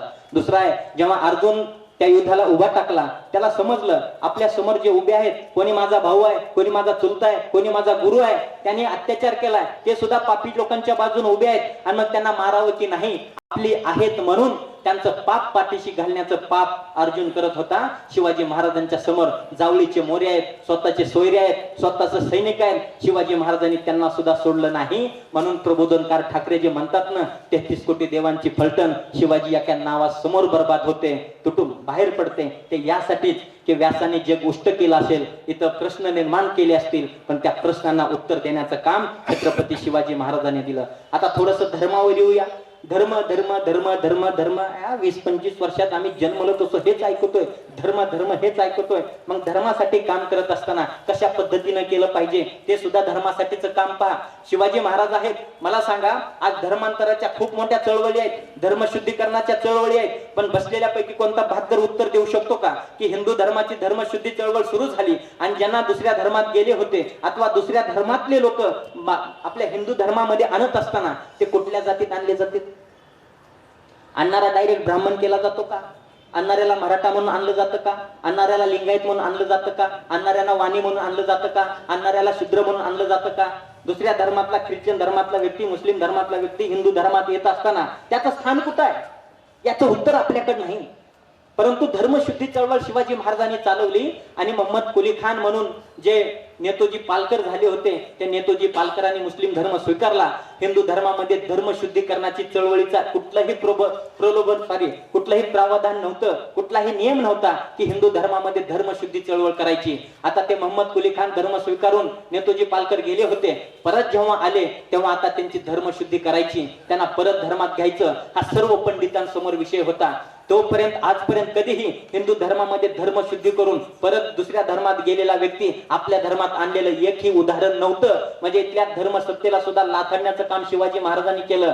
ज्या धर्मात धर्मशुद्धीची चळवळीचं किंवा धर्मशुद्धी ही गोष्टच नव्हती, त्यामध्ये धर्मशुद्धी नावाचा संस्कार शिवाजी महाराजांनी रुजवला. आणि आणत असताना नेतोजी पालकरांना परत पुन्हा आपल्या धर्मात घेत असताना त्यांचं स्थान काय, जे उत्तर तुम्हाला देता येत नाही ते शिवाजी महाराजांनी दिलं. स्वतःची मुलगी त्यांच्या मुलाला दिली आणि त्यांचं पुनर्वसन परत एका आपल्या हिंदू धर्मात गेलं. आज मला सांगा, तुम्हाला धर्मशुद्धी करायची आहे, दुसऱ्या धर्मातले लोक आपल्या धर्मात येत असताना स्वतःच्या मुली त्यांना देणार आहोत का? स्वतःचे पाहुणे म्हणून त्यांना सांगणार आहोत का? नाही ना. उत्तर कुणाकडे? हेच आहे. जेव्हा गोष्ट टोकावरती पोहोचते तेव्हा आपल्या सगळ्यांची तोंड बंद आहेत आणि ते तोंड उघडायचं काम ज्या अंतकरणातून होतं त्या अंतकरणात शिवाजी महाराज साठवायचे. आणि मग हिंदू धर्माची शुद्ध धर्मशुद्धीकरण चळवळ असेल, मुस्लिम धर्मामध्ये सुद्धा चालणारी चळवळ असेल, त्या धर्माच्या ठेकेदारांना मी विचारलेले प्रश्न विचारा. त्यांना धर्मात घेताय, पण त्यांना कुठल्या स्थानावरती घेताय याचं उत्तर आपल्याकडे नाही. घरी जाऊन तुम्हाला माझ्यापेक्षा अनेक श्रेष्ठ वक्ते, ज्ञाते, श्रोते, कोण लेखक असतील त्यांना विचारा, जे सांगतात धर्मामध्ये या, तुमच्या मुली देणार आहोत का? शिवाजी महाराज होणं इतकं सोपं नाही बाबा हो. म्हणून शिवाजी महाराज 395 वर्षानंतर तुमच्या माझ्या मनात आहेत. आज मुस्लिम शिवाजी महाराजांच्या धर्मात होते का? 100% होते. मुस्लिम शिवाजी महाराजांच्या विरोधात होते का? 100% होते. हिंदू शिवाजी महाराजांच्या विरोधात होते का? 100% विरोधात होते. हिंदू शिवाजी महाराजांच्या बाजूने होते का? 100% होते. एखादा मुस्लिम शिवाजी महाराजांच्या विरोधात आहेत म्हणून सगळ्या मुस्लिम जातीला टार्गेट करणं हे चूक आहे. परंतु सगळे ब्राह्मण सुद्धा शिवाजी महाराजांच्या विरोधात नव्हते, हे सुद्धा आपण लक्षात घेतलं पाहिजे. कारण आज जे ब्राह्मण हिंदू इथं शिवाजी महाराजांच्या नावानं नाचवला जातोय त्यावरती आपण बोलणं गरजेचं नाही का? शिवाजी महाराजांकडे 1,000, 10,000 मुस्लिम सैन्य होते. त्यांचं ज्या पद्धतीने सांगितलं जातं त्या पद्धतीने इथं बाजीप्रभू देशपांडे नाहीत का? इथं मुरारबाजी देशपांडे नाहीत का? याचा अर्थ असा नाही की शिवाजी महाराजांना मुस्लिमांच्या विरोधात केलं त्याला टार्गेट म्हणून आपण शिवाजी महाराजांना ब्राह्मणांच्या विरोधात करायचं, हे त्याचं उत्तर असू शकत नाही. या सगळ्यांना बाजूला सारून एक प्युअर शिवविचार नावाची काहीतरी गोष्ट असेलच ना. ती गोष्ट पुढे आणूयात आणि तुमच्यावरती माझ्यावरती जबाबदारी आहे हा समाज घडवण्याची, या समाजाला पुन्हा एकदा उभा करण्याची ती जबाबदारी मला वाटतं आपण खऱ्या अर्थानं शिवविचाराने पूर्ण करूयात. आणि मग हे करत असताना आपण सर्वांनी एक विचार शिवाजी महाराजांचा घेऊया. मला वाटतं तो विचार घेत असताना, तो विचार अंगामध्ये, आचरणामध्ये, डोक्यामध्ये घेत असताना आपण सर्वांनी एक झालं पाहिजे. जेव्हा आपण एक होऊ तेव्हाच खऱ्या अर्थानं एक होऊ, नेक होऊ आणि शिवाजी महाराजांचे विचार इथल्या समाजामध्ये रुजवूयात. त्यासाठी कुणा एकाचं काम नाही, कुणा एकाचं कार्य नाही. तुम्ही आपण सर्वांनी एकत्र आलं पाहिजे. शिवविचारांचा गाडा एक गाडा आहे आणि तो गाडा ढकलण्यासाठी सर्वांनी सहकार्य केलं पाहिजे. गाडे साहेब, मला वाटतं शिवाजी महाराजांचा जो गाडा आहे तो एका रस्त्यामध्ये बंद पडलाय आणि त्या बंद पडलेल्या गाड्याला ढकलण्यासाठी 200 माणसं बोलवली, 200 माणसं. आणि तो शिवविचारांचा रस्त्यामध्ये बंद पडलेला गाडा ढकलण्यासाठी 200 माणसं गेलीत, परंतु तो गाडा जागेवरचा तसूभर सुद्धा हलत नाही, तसूभर सुद्धा हलत नाही. तेव्हा विचार केला 200 माणसं ढकलायला आहेत, गाडा तर साधा आहे, मग तो गाडा ढकलण्यासाठी जागेवरचा हलत सुद्धा का नाही. तेव्हा निरीक्षण केलं आणि तेव्हा समजलं ती 200 माणसं ढकलणारी होती. ते 200 माणसं 100 जण पुढून ढकलत होती, 100 जण पाठीमागून ढकलत होती आणि म्हणून शिवविचाराचा गाडा जागेवरती थांबलेला होता. मला वाटतं गाडे साहेबांसारखी जे व्यक्ती शिवजयंतीसाठी, बाबासाहेबांच्या जयंतीसाठी एकत्र येत असतील त्यांना सहकार्य केलं पाहिजे, म्हणजे सगळ्यांनाच केलं पाहिजे. गाडे साहेबांचं गाडा एकत्र आलं म्हणून घेतलं मी. शिवविचारांचा तो गाडा ढकलण्यासाठी आपण सर्वांनी एकत्र आलं पाहिजे आणि त्यांना मदत केली पाहिजे. मला वाटतं आज जी समाजामध्ये दुरी आहे, जी हिंदू मुस्लिम दुरी आहे, जी मराठा दलित दुरी आहे, ती आता कमी झाली पाहिजे. यासाठी तुमच्या माझ्यावरती ते सामर्थ्य तुमच्या माझ्या अंगी बाबासाहेबांच्या विचारानं, छत्रपतींच्या विचारानं आलं पाहिजे. आणि ते पूर्ण करत असताना खरंच मला आज तुमच्यामध्ये येऊन खूप आनंद वाटतोय. तो आनंद वाटत असताना एका कवीनं खूप सुंदर लिहिलंय की दिवाळीत दिवा लावून नमाज पडला पाहिजे, दिवाळीमध्ये दिवा लावून नमाज पडला पाहिजे आणि ईदग्यावरती भजन गाणारा समाज घडला पाहिजे. मला वाटतं तो समाज घडवण्याचं कार्य तुमच्या आमच्या हातामध्ये आहे, तुमच्या आमच्या विचारांमध्ये आहे. ते विचारांचं कार्य पूर्ण करूयात. या ठिकाणी आज मला बोलवलं, मला खूप सुंदर वाटलं, खरं सांगतो. कारण मी जेव्हा महाविद्यालयामध्ये जातो, वेगवेगळ्या इन्स्टिट्यूटमध्ये जातो, त्या सगळ्या इन्स्टिट्यूटमध्ये तिथं मी खूप अलंकारिक बोलतो. मग बोलत असताना ज्या विचारपीठावरून विचारवंतासोबत राहून विचारवंतासमोर आपले जे विचार मांडले ते विचार